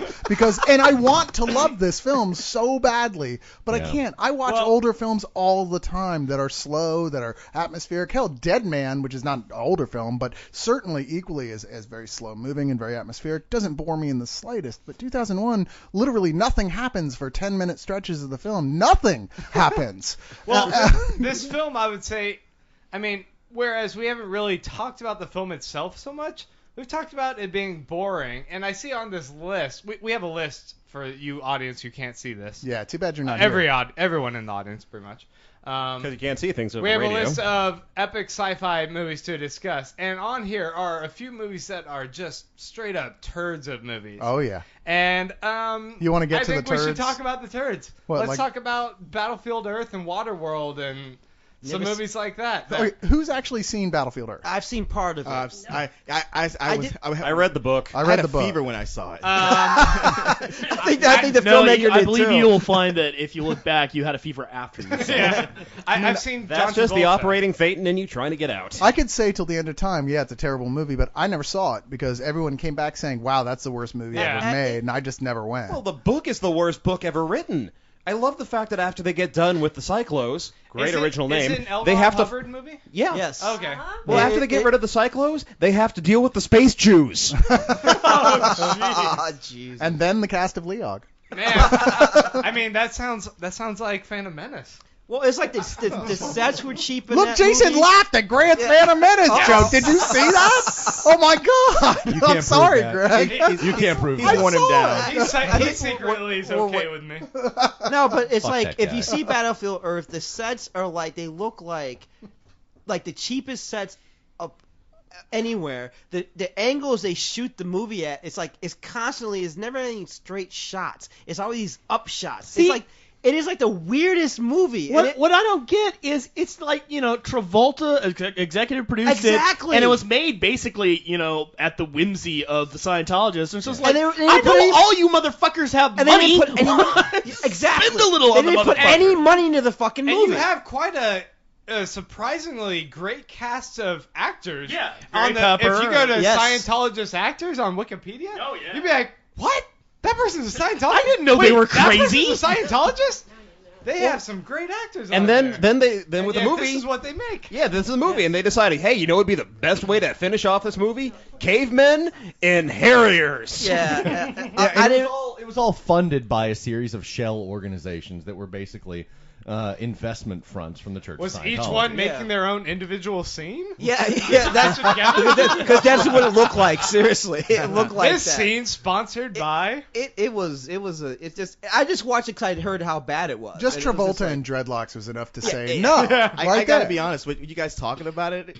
I want to see it. I'm kinda You need- curious. I think you need- That's I'd how watch it it. made its money. Everybody was hearing like, wow, it didn't make that much money in the movies, but when it got to video, everyone's like, wow, I've heard this is the biggest piece of shit ever. Let's get some beer and watch this. Yeah, I've got the Riff Tracks version of it. If you It's wanna right watch up it there sometime. with. Wait, Kristen, what do you? I'm sorry. I'm laughing at Kristen because she's shocked that Nancy Cartwright is a Scientologist. Nancy Cartwright is not just a Scientologist, but she went out and did Bart Simpson messages to people on behalf of the Church And of Scientology. she one of the first has people. donated several $1 million to the Yeah. church. Hey, like you half know her that salary for 70s the show? year. Yeah. Like half the people on there. Yes. Yeah. And okay, I'm sorry. No, Which we're just you would gonna start think ripping you them would off. Yeah. you Paul would Haggis. think going through like lists of celebrities are like, wow, this is a huge religion, but no, they pretty much just take celebrities at this Oh, point. yeah, as that's- near yeah. as I can tell. Honestly, They the take thing celebrities and slaves. yeah. The yeah. thing is, we're talking about Scientology. It still fits because, quite frankly, Scientology is a sci-fi religion. They That's believe they came from an alien planet that Yeah. got blown up in an intergalactic nuclear war. Greta, are you kidding Hold up, me? Harris. Wait, Are you stop. saying they're wrong? Greta You Van know this? Dusen is a fucking Scientologist? Who the fuck is that? Yeah, who is that? She's like this conservative. She's that Fox woman on TV who's always accusing people of being rapists. Right, and I'm like, she's a Scientologist? That's crazy. Yeah, Greta Greta Van Van Susteren. Yeah. Priscilla and Lisa Marie I Presley knew are that. Scientologists. I knew that. Elvis is not rolling in his grave; he's digging his way out. Well, For hey, revenge. what about Waterworld? What do you guys Wait, think Okay, about you know what? Wait, I wanna- William okay. S. Burroughs. All right. We're I'm not here to sorry. go through the list of Scientology. But Yeah. no, this is amazing. Those y'all guys go have Google that. Dude, you bitches are not calling down Scientology heat on me. Shut the I was fuck gonna up. say those guys have search Look, engines way like you off would not above. believe. All right, you guys. Odds are that one of us is a Scientologist. Everybody out there, go Okay, now it's Wikipedia like list the of thing. Scientologists. Which one of us is a Scientologist? Anonymous. I'll just have to kill all of you. Don't judge me. How many Scientologists are there? There's over 9,000! We gotta cut each other and make sure we stick the hot needle in it and see which one pops out as a Scientologist. Yeah. Get me off this fucking couch! Which one of us has had the spiritual enema recently? Let's check. At the end, it's just gonna be Jason and Grant sitting in the snow, They're staring at drinking each other, drinking shotgun. scotch. Yeah, it's gonna be. He's gonna ask me. So are you one of them? Shut the fuck up. So I'm kind of surprised we haven't brought up one of the most like influential movies of recent time, The Matrix. Yeah, Oh, that's yeah. good. That's right. Which, It's oh much man, better I'm than so Waterworld. disappointed. Probably because we remember the last two movies. Yeah, Yeah. I was gonna say that's They made the two more problem, movies? though. If only No. we could just all like But- choose as a But group nevertheless, to forget that. Even with those, there was the biggest hype and fervor over 'em. Exactly. Yeah. I mean, even after we saw the second one, we were like, I'm kind of disappointed. We were still so hyped up for the third one. And then we I were mean, really they had let such down. a super sci-fi event with the Matrix movies. It was fun. Well, you have to put it in context. When the first Matrix came out, I mean, it's hard for us to think of it now, but if you put that in context when it first came out, how amazing it was. Just except for Kristen, I mean, who obviously hated it. I fucking hate the Matrix. I'm I just just can't saying- fucking hate it more. There's Fuck always why? one. Why? That's fine. Oh, every single bit of it was just shit. Like wait. What about Keanu Reeves? He was cool, right? shit. Wait, Lawrence wait, Fishburne? wait, every bit of it? I you just- gotta explain Yeah, that. a yeah. little was bit. just miserable watching Why? that movie. Okay, This why? Kristen, Like, you gotta sell yourself on being a part of the league. Yes, Still. again, Christian, for the 'Cause fifth what the time. hell is going on? Why? It just did you everything people was get so in this before I derivative. did? And I'm okay with using homage to other literature works, but it was just so blatant. Down the rabbit hole. I'm Thank like, you. Yes. When just- I walked out of the Matrix, I was like, that was all right. It- Derivative. But we use Too we derivative. use colloquialisms all the time on the Leon. too derivative. We shouldn't be chastised for that. Yeah, but what kind the- of budget does the Leon? I got 12 cents. I got $1.50. You guys. can Okay, sell it. holy shit. I think we all did Because if if instead you of guys catering, start- we had a potluck dinner No, tonight. because you guys are about to start ripping on Lost with that kind of logic, and I'm about to get angry. And that's no. bullshit because Oh, the rabbit ooh, hole ooh. and all that shit, no. That Can't is touch well that. used. Through the Looking Glass, don't touch it. I'm telling you, no. With Lost, it is very well used and utilized and so forth. All right. But with the The Matrix, Matrix, it just it was a hits you over the head. hodgepodge of various ideas, and it was kind of force-fed down. Ultimately, what it was, I it didn't was think the so sci-fi bad. I think version. what he was going through. It was the sci-fi. The original Matrix was great just because it was the sci-fi version of the Travels of the Buddha.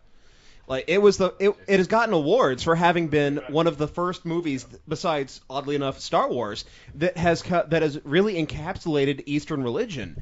Star Wars is straight up Taoism, and The Matrix is straight up Buddhism. Keanu Reeves is the Buddha in this. wow. Whoa. So wait. man. And if you That, meet Keanu Reeves walking down the road, you should kill him. yes. He's the dumbest, most vapid Buddha. Yeah. It's the funny thing is that Keanu Reeves So- himself isn't dumb at all. Actually, he's considered to be highly intelligent. that's so He's just dumb. not a very good actor. He's That's not all a it good is, actor, but he's he's- not a terrible actor. he's He's not a- just he's a a- one-note actor. He's a good interview. If you ever see him, see him interviewed, and you listen, and you see, read any of the stuff he says, he's not a dumb guy. No, he's not even mildly dumb. No, he's pretty just smart. he's just not a great actor. He's just not a great Fortunately, he was smart enough to let Bryan Singer talk him out of playing Wolverine. actor. Oh, really? Oh, Really? God. Yeah, Did not Bryan know that. Singer, according to what I've read, took him aside because this was post-Matrix, and Keanu Reeves could have any role he wanted. Oh, they're making an X-Men movie? Well, I want to be Wolverine. Bryan Singer took him aside and talked him out of it, and fortunately, he had the presence of mind to say, yeah, you're right, I'd be a shitty See, Wolverine. the Matrix to me combined everything at that point I was really excited about with like genre films. I mean, you had martial arts, Right. you had post-apocalyptic stories, you had that Philip K. Dixon "Who Am I Really? What Is Reality?" stuff, and it mixed it all And together bullet time, with man. really amazing music, with new technology unlike anything that anybody had ever seen, and made a really astonishing It film. was like a sci-fi equivalent to Pulp Fiction, where you say it's derivative, Good. but it was just taking elements that we'd seen before in so many places, but blended them into something new and added all these things in such a synergy that, like, wow, this works in a way that I never expected. Yeah, Wow. that Wachowski guy That's and his good. tranny brother make a pretty good flick. So there, Kristen. There. Not to mention, it really went a long way to wiping the taste of Johnny Mnemonic out of people's Yeah. Oh mouths. boy, true. that was Yeah. necessary because that was not a good movie. That movie just breaks my heart because if you ever read the William Gibson short story that it's based on, that's an incredible, incredible story. And yeah, it's just like, really, this is what you're gonna do with that? Great, thanks, guys. My other problem, and no offense to Mr. Fishburne, but if you have huge gaping pores, there's no reason the camera needs to be totally up close in your face. The whole time I'm just like, pores! I could just see your pores! That's not his fault. Do you That's want the to makeup. do you want to watch the HD version on Jason's new 58-inch plasma screen? Hey, Oh, I wow. sat through 5 seasons of Miami Vice with Edward James Yes, Olmos. thank you. Oh. So a little Fishburne is okay. Yeah, no, they were. Now, Rob Dean, Davi. remember to moisturize, otherwise you'll end up looking like Edward James Olmos. Amazon was offering a deal on Black Friday on the Blu-ray set of Battlestar Galactica. I was like, no, thank you. I don't think I That's need some to see cold that shit, much man. clarity. She looks like somebody just peeled an Come orange. on, brother had acne when he was That younger. Acme, man. What do you come on now? But HD Katie Sackhoff is so pretty. Him and his, they should have brought out like F. Murray Abraham as his Cylon clone. And Richard Davi would be the bad guys. yeah, Jeffrey Rush, and, yeah. and Bring Manuel Seal into it, Noriega. why don't you? Every other person with bad skin. Jeez. Well, you know, it's funny, so Yeah. we Yeah, take it is. Cameo by Robert It's a, Redford. it's a cheap shot. Oh! You know, we already talked about Serenity in the last episode, so I don't want to get into that, even though I consider that to be really an epic film. But I do really want to bring up one that came out 2 years ago that a lot more people need to see, called Children of Men. Oh, yes. I never got around to You've never seen. Oh, I have it. You can I borrow it. definitely This is an example of high-minded science fiction, Very which is much. great, and it's killer it's camera work in that. wonderful. And for Oh someone my like me who God. doesn't really normally like stuff with religious themes, this definitely deals with that sort of thing, and it just nails Awesome. it more than arguably any other sci-fi film has, and certainly a lot has toyed with religious themes. Yeah. Just, you brought up the camera work, and not to be down on it, because I love the hell out of that movie. Anyone else watch that movie and feel like they were watching someone else play Half-Life 2? No. No, Harris, just you. No, I can't. If that's a video game thing, I kind of I mean- understand it. But the way the way the long shots are. The reason you felt that way was because it was going for that whole let's see how much we can do in one single Yeah, shot. that was all the thing. long single takes, which, don't get me wrong, were fucking amazing. Well, when you have to go back and watch the movie twice, because the first Yes. time you just take it all in. No, The second time you go back and you watch it for what they've done technically, which is a major the car achievement. stuff, the one Well, shot car stuff. this- the one shot running through the battle. The one Oh, shot well, running that through the is battle. just It's genius. a I think 7 minute, and technically Yes. it's not one shot because there's a moment where he runs through darkness for a split second, and that Right. actually is a cut. You just can't tell watching it. Right. But it's that clever and that well done that you can't tell. But yeah, I mean, it really puts you into where they want you to be right there in the film to feel like, oh shit, it's just, it's all coming down around you. The only thing I can compare it to is the beginning of Saving Private Ryan. Yes. really, Oh, right. you Yes. know? It's really powerful, and it's just a great story, really original. It is, and all the acting in it is just amazing. It's a film that, like, if it had come out in the 70s, it would have been at the top of the Oscar picks. Yeah. But it came out now when people they either dismiss sci-fi altogether in an artistic sense, or they only go to see it at all if it's got lots of guns and aliens and bug aliens and such like. Is this another bug hunt, sir? Prawns. Which brings us, of course, to Starship Troopers. Oh, I hail love Nazi that movie. Doogie. I absolutely love it. love that I movie. Adore it. I can watch that movie every day. Really? I love it because it's just so entertaining. I mean, it's I always mess up the guy's name. Fox Verhoeven? News in the Yeah, future. Paul Verhoeven. Yeah, because of he always has the killer one little lines in there. Like I'll buy that for $1, or that being a citizen and all that stuff. Would you like to know more? Yeah, would you like to know more? Yeah, whatever. I love it.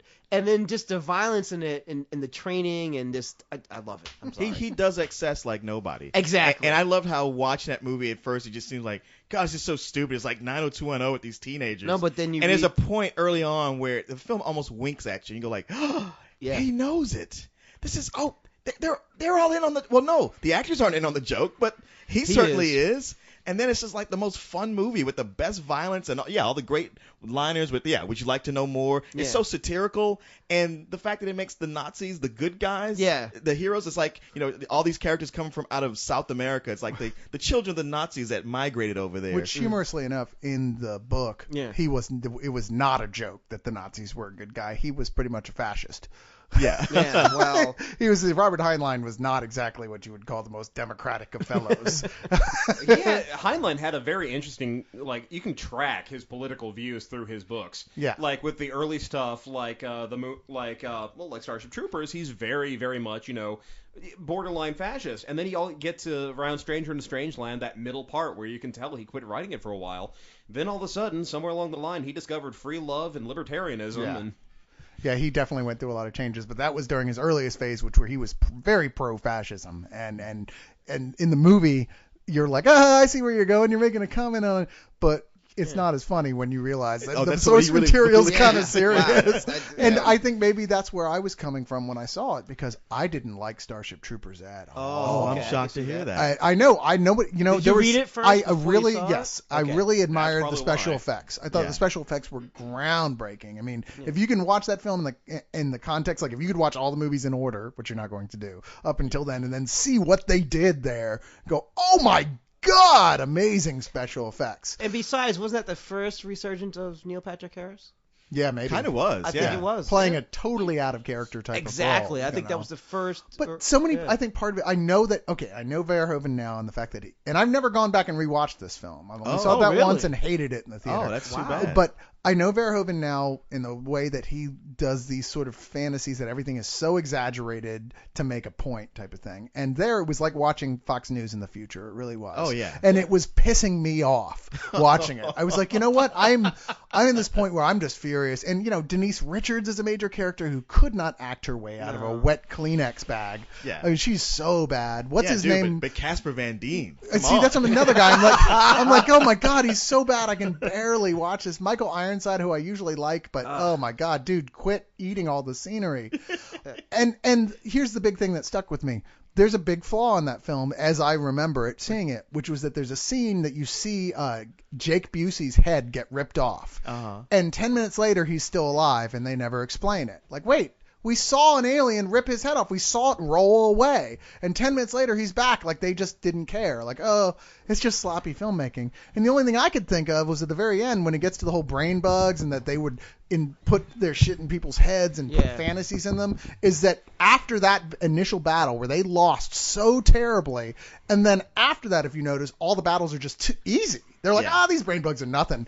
Is that he was captured and one of those things was put in his head, and that the rest of it is just a fantasy, and that the studio went, yeah, that's too depressing. We can't give it that ending. That's like the big fan theory about Minority Report, where every scene that takes place after Minority Report has fans. Exactly. I Every guess I'm scene the that only takes person place that likes after that Tom movie. Cruise is put into deep freeze is just his brain giving him the little happy ending fantasy that he needs to keep himself sane. There's been an argument just to why that ending was so terrible. Yeah. That was That a ending terrible. that was Because a terrible I was ending. kind of liking the I movie, liked the despite movie. myself, but yeah, that ending was horrible. I know. I liked the movie. I'm sorry. The ending sucked, but I liked it. There's I like, thought it was- and I'm not one of those people who's going to throw away a whole movie because of the ending. I've gone back and rewatched it and went, you know what, this isn't a bad film.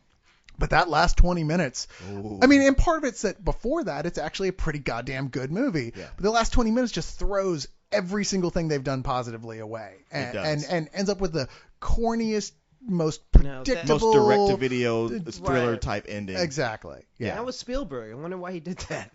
Because I liked it. Yeah, he's never done that before, AI. Yeah. You know what? I never saw AI. I so- wouldn't say AI's ending was predictable. It was just like hard to watch. It's more like, really? Yeah, it was more like that's a really bad decision to have where to go with these characters in the story. AI is 3 movies in one, and of those 3 movies, I only like the first one. Yeah. That whole middle, I absolutely despise. No, fair enough. And the third was just like, I don't like this, but it's a real interesting way to go with it. I like this that we're jumping back and forth real quick because we're running out of time and we've got a lot of movies I'm sure we'd all like to discuss. The only part of AI that I liked was the interactive fiction they did to promote the movie called The Beast. And just if anybody who's listening to this used to be one of the cloud makers, shout out, guys. I was there first. Wow, here's a really obscure video game I was part of. Join me. Let's start a new group on Spill. I'll be master of it. You can all send me gifts on my soon to come Amazon wish We list. should just throw. Curse you for figuring out my secret plan. Well, we could just throw up like Doctor Strangelove. Yeah, which is hardly an epic sci-fi film, but it's one of the most important sci-fi films. Yep. And it's one of those films like mildly sci-fi. I mean, it is Conceivable sure. future. Yeah, conceivable future. But Yeah. I mean, it's another Kubrick. And it's it's a strong argument And for it's his long and ponderous. It's a Don't strong watch it. argument for his best film. I'd safely say it's also a strong argument for one of Peter Sellers' best films as I well. think so, too, and yeah. it's certainly Slim Pickens' first best film. Going eyeball to eyeball in nuclear combat with the Ruski. Yeah. It's sad that its message is kind of dated for the very young because they're not going to know the atmosphere. They're not going to be familiar at all with the atmosphere of the Cold War and why this is so funny. But for those of us who have any memory of it, You missed all the fun of waking up in the middle of the night wondering whether you were going to get nuked. oh, we'll be fine. You just have to remember those two important words: Duck and cover. duck and cover. They actually told us that would work. Yeah, I know. Wait, are you guys talking about like when we thought we were gonna get nuked in the 60s or in the 80s? Dude, 20 when years I was a later? kid For me, growing the up, they were 80s, still saying we could survive a the nuclear freaky, war. the one of the freakiest. What was the freakiest sci-fi movie of the 80s? One of them. Day After. Yeah, the Day day after, after. yeah. Day After Oh, scared man. the shit And out the of Eng- everybody. Out of everybody. and the you're right. English version called Threads, which is actually a lot scarier Didn't see than that, that but- is. It's great. They're both miniseries. Yeah, but like yeah. anybody would bomb England. That's never That's happened. never happened. They don't bomb England. Not in the Cold War, come on. I'm always wondering what the fuck James Bond was doing. It's like, the commies don't care about you people.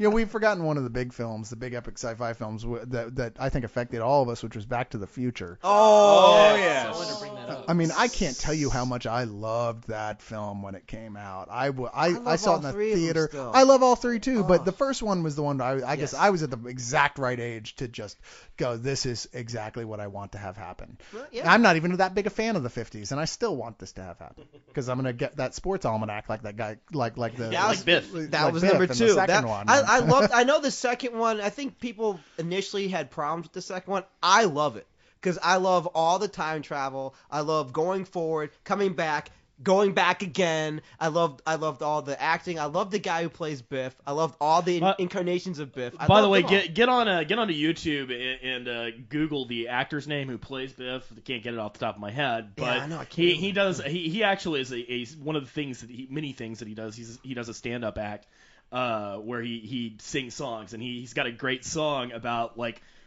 playing Biff, and the questions people are constantly coming up and asking him, and it's fucking hilarious. I still have my sunglasses from Pizza Hut from Back to the Future 2, which they put out as a promotional thing. Wow. We went enough times for me to get the whole set. There's some footage running around on the net right now. No one seems to be able to say whether or not this is a game in development or testing or what of. Obviously next-gen game of Back to the Future. where that was What? You No, get that's in a the- Crisis mod. Yeah, that's somebody took Crisis Okay. and just basically built a full mod for Okay, it. because it's like shows of getting in the car and the full deal. You hit 80, going off a ramp, so midair, no, that- and then landing in the 50s, and then going back. I was like, dude, someone needs to take this and make an entire game. No, out that of was this, some please. dude with a lot of time on his hands making a modification with a really powerful computer game engine. Man, it's too bad that had to be a DeLorean. As cool as those cars looked, They were pieces of shit. boy, are they pieces of shit. Well, the DeLoreans had all that cocaine in the back too. yeah, that did weigh it down a bit. Though. Yeah, if I you bought the think car that came with once you- cocaine, it'd be a good I think deal. once you bypass that internal combustion engine with the nuclear accelerator in the Yeah. back, Yeah. it's probably a little bit less of a lemon. But even like in the first one, the opening one, when you go back and you see he buys he had to get it from the Palestinians. They were chasing him in the VW bus and No, stuff like that. it was the Iranians. The Plutonium Iranians. from the Iranians. Yeah, I mean, it just there's some, and the movie holds up so well. I don't because of all think the these Iranians had any plutonium. No, they then. still No. don't. I was gonna say, Yeah. I thought it was what? Why would they be he selling sold, it? he sold them the fake ones, right? Yeah. Or something like that. He Yeah, sold them something like fake that. I don't know. plutonium or whatever it But was. yeah, that was I don't know. I mean, that movie stays fun all the way through, and even the gimmicks they repeat in the next course. two movies Just- are when they happen, you want to stand up and cheer. When Biff gets covered in manure repeatedly, Yes. all those things. I mean, the only thing that really kind of annoyed me a little bit was in the second one with his kids who are so, the Michael J. Fox playing his own kid is so whiny that I wanted to get out of my seat and just punch him in the face But until it was mush. And I loved Flea's cameos, Needles Yeah. in there. Yeah. I mean, I was come on, McFly. Who I didn't- just loved it. It was Who great. didn't want a hoverboard? Seriously. Yes. Oh my god. I still want one. Well, I actually started skateboarding because of the first film. Really? I totally did. I was like, fuck that. When I want a skateboard. They bought me a skateboard. I was out every single day because of that goddamn movie. I never saw the sequels. I've only seen the Really? first one. Because I remember at the time, because I love the first one, but I remember it got reported. It's so funny looking back on it now. When it got reported they were shooting number 2 and 3 at the same time, yeah. I was just appalled. I thought artistically, I was like, wow, you guys are all about the money. I want no piece of this. Just like those bastards at Lord of the Rings. Oh, I know. It seems silly now. Right. No, I understand. I remember hearing that and going, this sounds like a terrible idea. I think quality's going to suffer, but honestly, 2 and 3 are wonderful. And Yes. if you get a I chance, think- you should really go see them. They're so much, not as good as the first one because, fresh new project, Sure. but they're certainly not in any sense of the word terrible or even bad. So. No, I wanted to say next to Lord of the Rings, like I think that's the best instance of like filming back-to-back movies, like working for the best. Well, no. Now I think it's a good idea to do. I mean, everybody does it now, and yeah, especially like you take something like a Harry Potter where your main star is getting older and older. It's like I was watching the new one today, and they said there's some scenes from the very first movie, and like none of the kids look like kids anymore. Yeah, It's they've actually got hilarious. gray hair at this point. Yeah. So yeah, if you have a coherent story, yeah, by all means shoot them both, back to Yeah, at the just same go time. and do straight through. Get those contracts for life once they're 6 and just go and keep filming. Yeah, I mean, Back to the Future 3 has this moment that's hysterical where there's like this big hoedown. It's the Wild West, and Oh, yeah. the band is ZZ Top. Yeah. Wearing old time outfits, and they're wearing like banjos and stuff. And they do that signature move where they Yeah. spin their guitars around. It's like, okay, now those are very much a product of the time, Right. but you totally didn't see it coming, and it was like, okay, that was completely awesome little tie-in. Yeah, no, check them out. Even Mary Steenburgen. Steenburgen. Yeah, Steenburgen. who I normally am not a big fan of. Really, I love her. I just you'll don't like I her. never You'll really like liked her her. that You gotta much. see- She's great in the third movie. Yes. Yeah. So we got to wrap up soon, but Yeah. you know what? Let's go around real quick. Give everybody one more movie to mention they want to. Let's start with the lady to my left. Too bad. You can point all you want. It's your I turn. don't know. That's why I was like, go around the other way. You got that whole list sitting right in front. Okay, we'll go around the other way. We'll go to the beautiful lady sitting to my right, Bo. I don't want to do it. I'm scared. One thing that I do see up there that really bears mentioning is Forbidden Planet. It's like one of the first really well-made sci-fi movies that wasn't, just some kind of B movie or exploitation flick. Great cast, and it's basically it is a retelling of The Tempest. And they do it amazingly well, and the effects still hold up to this day. I mean, if you get a chance to see the thing on Blu-ray, do it. It's awesome. With Robbie the Robot. Robbie the Robot, Indeed, yes. came from there. Mm-hmm. I got what was it? I can't remember what I was reading something just the other day about it. Like several Star Trek episodes lifted their entire sets and like a lot of the stuff directly from that. We're just like they just grabbed the whole set and moved it over. But yeah, Forbidden Planet, one of the most influential science fiction films of all time. Definitely. All right, going with the classics. I'm going to go with Metropolis. I mean, Fritz Lang, the absolute king of German expressionism. That movie, it still is influencing places today. Like it's just absolutely gorgeous. It's funny how that is still so eminently watchable and feels so new in many ways in its vision. It feels like some art film that somebody's doing to look old almost. And especially if you can see one of these versions they've got now with the soundtracks done by various different people. It's one of those films that's gone public domain, so everybody is re-releasing The best it. version out there is by Kino Films, and they went and they did an extensive restoration, and it's beautiful. Well worth checking out. And it's a little pricier because you can find copies of Metropolis because it is public domain for like $3. Go ahead and splurge on the Kino version because it's well worth it. Jason? Oh, I'm sorry. We're going around picking one last movie. So. Okay. I'm going to go with Equilibrium. Oh, nice one. Nice choice. And Yeah. the thing about that one is one of those films that didn't really make the big theatrical release, but god damn it should have. It's Yeah. the real sequel to the Matrix. Yeah, isn't it though? Yeah, and it's of course it's and again, well, like the Matrix and like we were complaining, it's very much an amalgam of all of those different it's 1984 and Brave New World and so forth. But it's just got these great performances, and the thing that I look for in movies and comics, it's got this it's got the moments, those moments where you just want to clap or say, oh fuck yeah, like when Christian Bale is hooked up to the meter, the lie detector basically to detect emotion, and he's all emotional and everything, and all of a sudden it flatlines, and the guy measuring him just basically says, "Oh shit." Not without incident. Yeah, and then Christian Bale kicks everyone's ass, and then he looks into the screen at the main guy and he says, "I'm coming."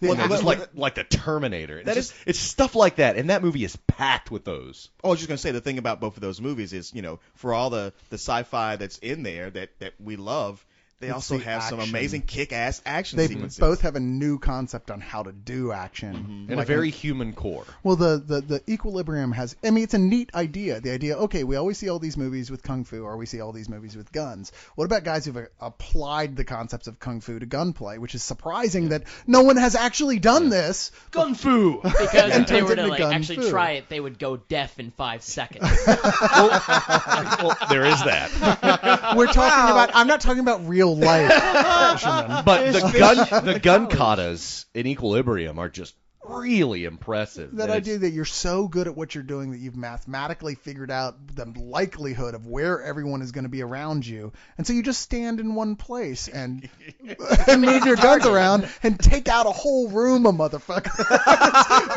In Serenity. Huh? River did that.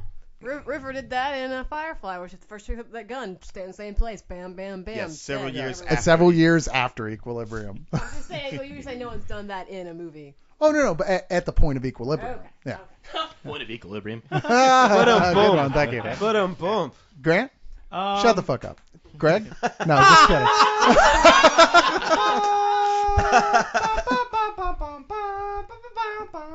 We already did Back to the Future. Oh, Yeah. fuck! That's what happens when you Did leave. anyone do E.T.? No, are you really going to go with E.T.? He's the youngest here. shit, Let I him do can't it. know. Haven't we Bum questioned E.T. your manhood enough for one episode? Ouch. I have no manhood left after Leog. I'm all just right? kidding. You guys stripped it all away. E.T. is great, and it does. Yeah. E.T. was just... It was a landmark film for my childhood. You can actually see the coke around Drew Barrymore's nostrils when you watch Oh, that yeah. film. I wasn't all that into E.T. when I first saw it, but I loved it later when it was called the Iron Giant. You beat me to it, you son of a bitch. Is that the one you really want to pick, though? Well, I wanted to pick Back to the Future, but Well, you but can't. take You're it. just grasping I was at straws. outside. I don't know. So that's what you get for taking a smoke Hey, break. E.T. is great. And Greg's turn. You know what? I saw one up there that affected my childhood was heavy metal. I liked heavy metal. You know what? Heavy Metal is one of those films that if you saw it when you were a kid, you still love it. Yeah. Because it was a cartoon and it had boobs and fucking Yeah. Exactly. Oh, it You didn't just saw have it as a boobs. It kid, had you big, wanna fuck some humongous bitches. boobs. And a music that at the time was considered too cutting edge for a lot of radio. It was a Exactly. little shocking to have that out Or there. even like the sequence with the guy in the cab and he had the button that vaporized people in the back. I always Oh, wanted dude, a that was car awesome. with that. had a cast of Saturday Night Live actors exactly. appearing in it. Or John Candy doing the SCTV actors. SCTV Hey, actors. do we have any yeah, of that plutonium Yeah. Nyborg left in Yes. the back? It would be dated now, and if you didn't, Oh, see it's not just dated, dude. No. You clearly Yeah. haven't seen the South Park episode. Yeah. I where haven't. they Everything has got yeah. boobs on it. yeah, but Yeah, they literally did ruin that movie You, for you us. can't watch it for anything but laughs now, Nah. unfortunately. And that's, but when you're As 11, is it was South great. Park. They ruin everything good. But it was a big thing. I remember I didn't get to see it when I was a kid. My parents wouldn't let me, but I had this babysitter who was really hot. And And acted it out for him. actually, she pretty much did. She Whoa. told me the entire story, scene by scene, and like every time she'd come over, I'd be like, "Tell me the heavy metal story again." I swear to God. Did she So have she'd big go tits? through the she was totally she took hot, her top or at least off, I too? remember her as hot. You know, Heavy shit. Metal, for a lot of people, Heavy Metal and Rock and Rule were two movies that would come on like Cinemax once a year at 4 in the morning. And if you knew it was That's coming, when I saw it. you would wait for that shit. Bullshit, Yes. I would wait for Red Shoe Diaries with Oh, you'd some be- Kleenex and some Jergens. You'd be waiting for Red Sonja, admit it. All right. Mary's got that on her new Netflix like a queue. I'm like, why the fuck is Red Red Sonja on? Sonja. And he's like, because you like Conan. I'm like, yeah, I like Conan, not in Red Sonja. Oh, yeah. Okay, you like Conan, you like redheads. How'd that go wrong for you? Have you seen Red Sonja? No. Well, trust me, it went wrong. It went so wrong. It went wrong. Act 1. All right, Fisherman. Fisherman. Two of my favorite movies I like comparing because they have a lot of similar themes and they're almost the same movie at certain points. Is James Cameron's The Abyss and Danny Boyle's Sunshine.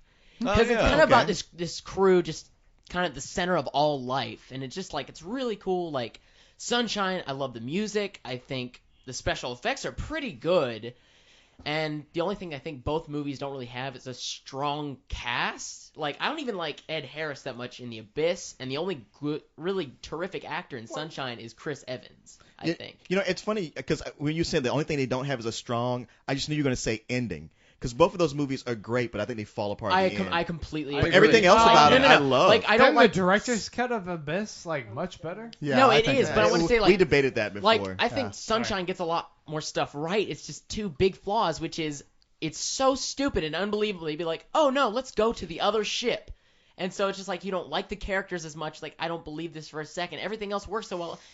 And they do a genre twist at the end when they bring in the other crew member and they Where try it becomes to do, Event Horizon. But that's such a Danny Boyle thing. It's almost like when it they happened. do a genre twist. I was it just like, didn't he work. does this in every fucking movie. I actually adore Sunshine so much, and I think it's partially because I'm so visual with stuff like that. I think the cinematography was flooring. It's got that moment. And I was like, okay, I see what you guys are talking about, but I don't care. I still think this is just you know one what? of the best movies It's of the the thing. year.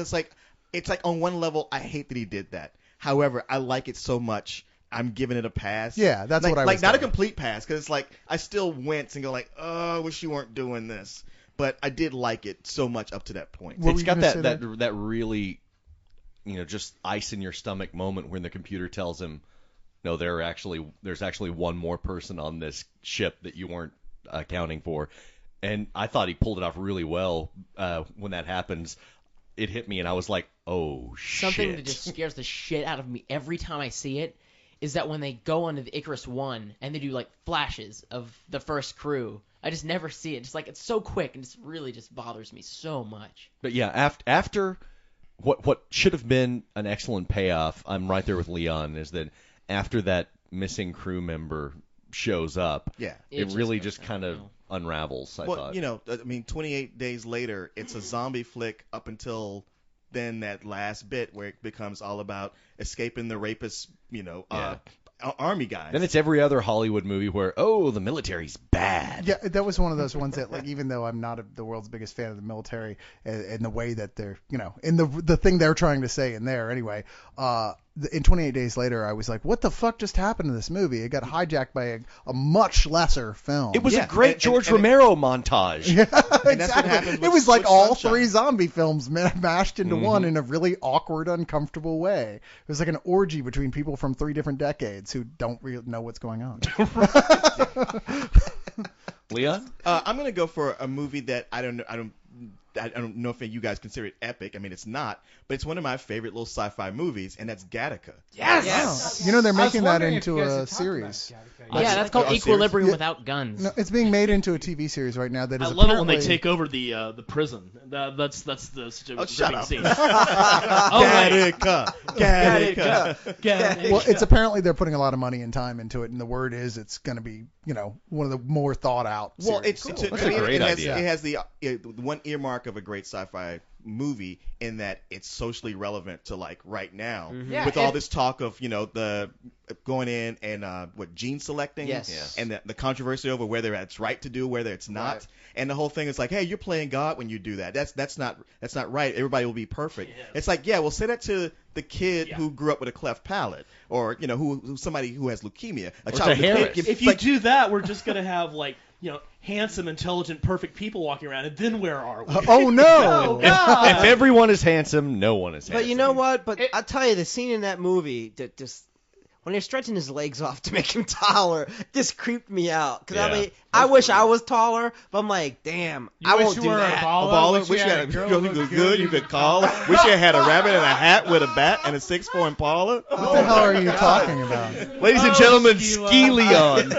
Anyway, What just happened? Sorry. and I wasn't even intentionally trying to do that. It just seems like Gattaca does have a real view of the future, like a potential socialist future where people's professions are chosen Right. based on their genetics. And Yeah.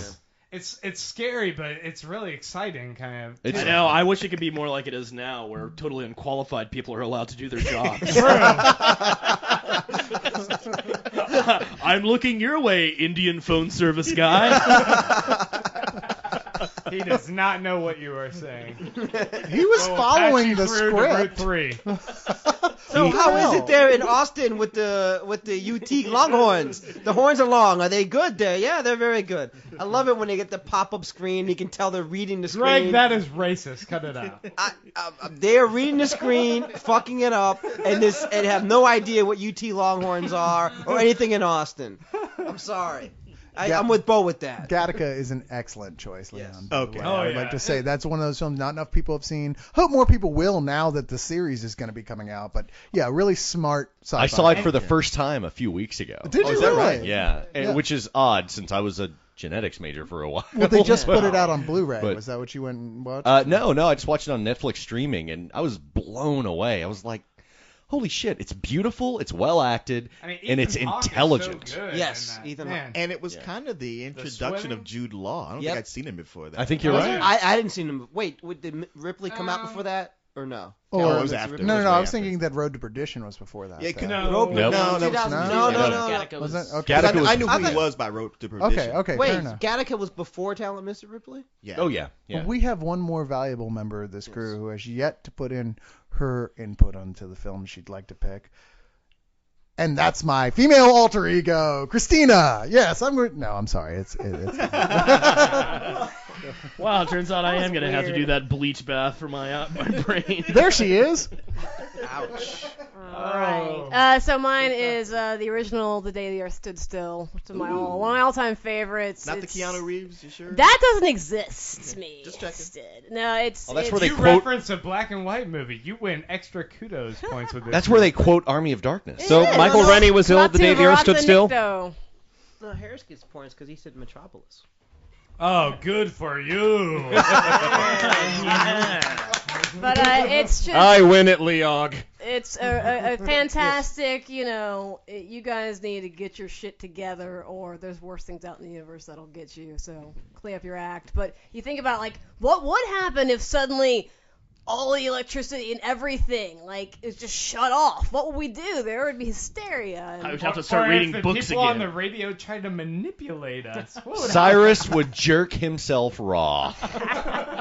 but yeah, if you haven't seen it, it's just of that great era of 50s, 60s filmmaking where, people were actually scared of the Russians, but it's fantastic. You guys need to clean up your act because trust me, the aliens behind us, they have a cookbook for you assholes. I actually got shit recently from a friend of mine who's looking through my collection, and he's like, why do you have the Blu-ray edition of The Day the Earth Stood Still? I was like, Because it comes with the old one. open it up. It comes with the Blu-ray edition of the old one. Oh, That's nice. why. Sweet. Which looks amazing. Really? They cleaned the shit out of it, and it looks and sounds terrific. Yeah, that is a great sci-fi movie. actually and an squeaks. excellent You know, choice. I do wonder, now we live in, we say, the information age, but it's almost like the disinformation age. There's so much going back and forth. If they did come in and do that, start turning power off, would everybody say, hey, we got to clean up? Or would they go oh, it's just Ozymandias again. This guy tries this every couple years. Ignore them. You're talking about the information age. I think the single most accurate depiction of where we're going as a society is Ghost in the Shell, where it's all about connectivity and just Wait, you could make sense out of that fucking movie? no. Okay, old man. Well, granted, I was really drunk when I watched it. First, you drink a lot of mescaline before you watch it, and then you see the secret message that Masamune Shirow had for you. It was very ahead of its time He in the loves way you. it was looking at the way that it was all going to become surrounded around connectivity. I That totally the think immediate that's, future was going to become more and more about that. I think that's probably the closest. I believe that more than anything else, really. Plus, I just we think- want hot, sexy, Well, yeah. robot of course. assassins. That goes yes, without saying. that would be And really surrogates. cool. Yes. And surrogates. Yeah, that's good too. Which Well, not the not movie. exactly epic, but not a bad film either. Oh, For those who didn't not see trying it. to throw that in as an answer. I'm just saying that's not bad either. A lot of people skip that. It really wasn't that bad a movie. What, but the last... yeah, the Surrogates movie really wasn't that too bad at all. Okay. Yeah, it's nothing I would go, oh my god, but yeah, you should totally rent it. Oh. The graphic novel it's based on is pretty good, too. Yeah, the graphic novel's excellent. Never read the sequel. Curious about the sequel Me graphic neither. novel. Yeah. But you know what? That is it. We're done. That's that. I have no idea how long we've been here, but it's been a while. Take that, internet. We probably didn't get around to your movie, but once again, Let us know. but not We're not morons. Rinse your hair and gnash your teeth and let us know. Clearly, this was completely illegitimate if we didn't mention your favorite. We did not forget anything. We considered it all. Include explicatives, lots of them when you tell us what movie we They missed. didn't mention Tron. They didn't mention Dune or Contact. Yes, or goddamn. Ice Pirates. And for those who are bound to do it, yes, Akira, goddammit, okay? It was awesome. I agree. We just didn't get around to talking about it. Or Sorry understand about the ending. that. Space Hunter. Yeah.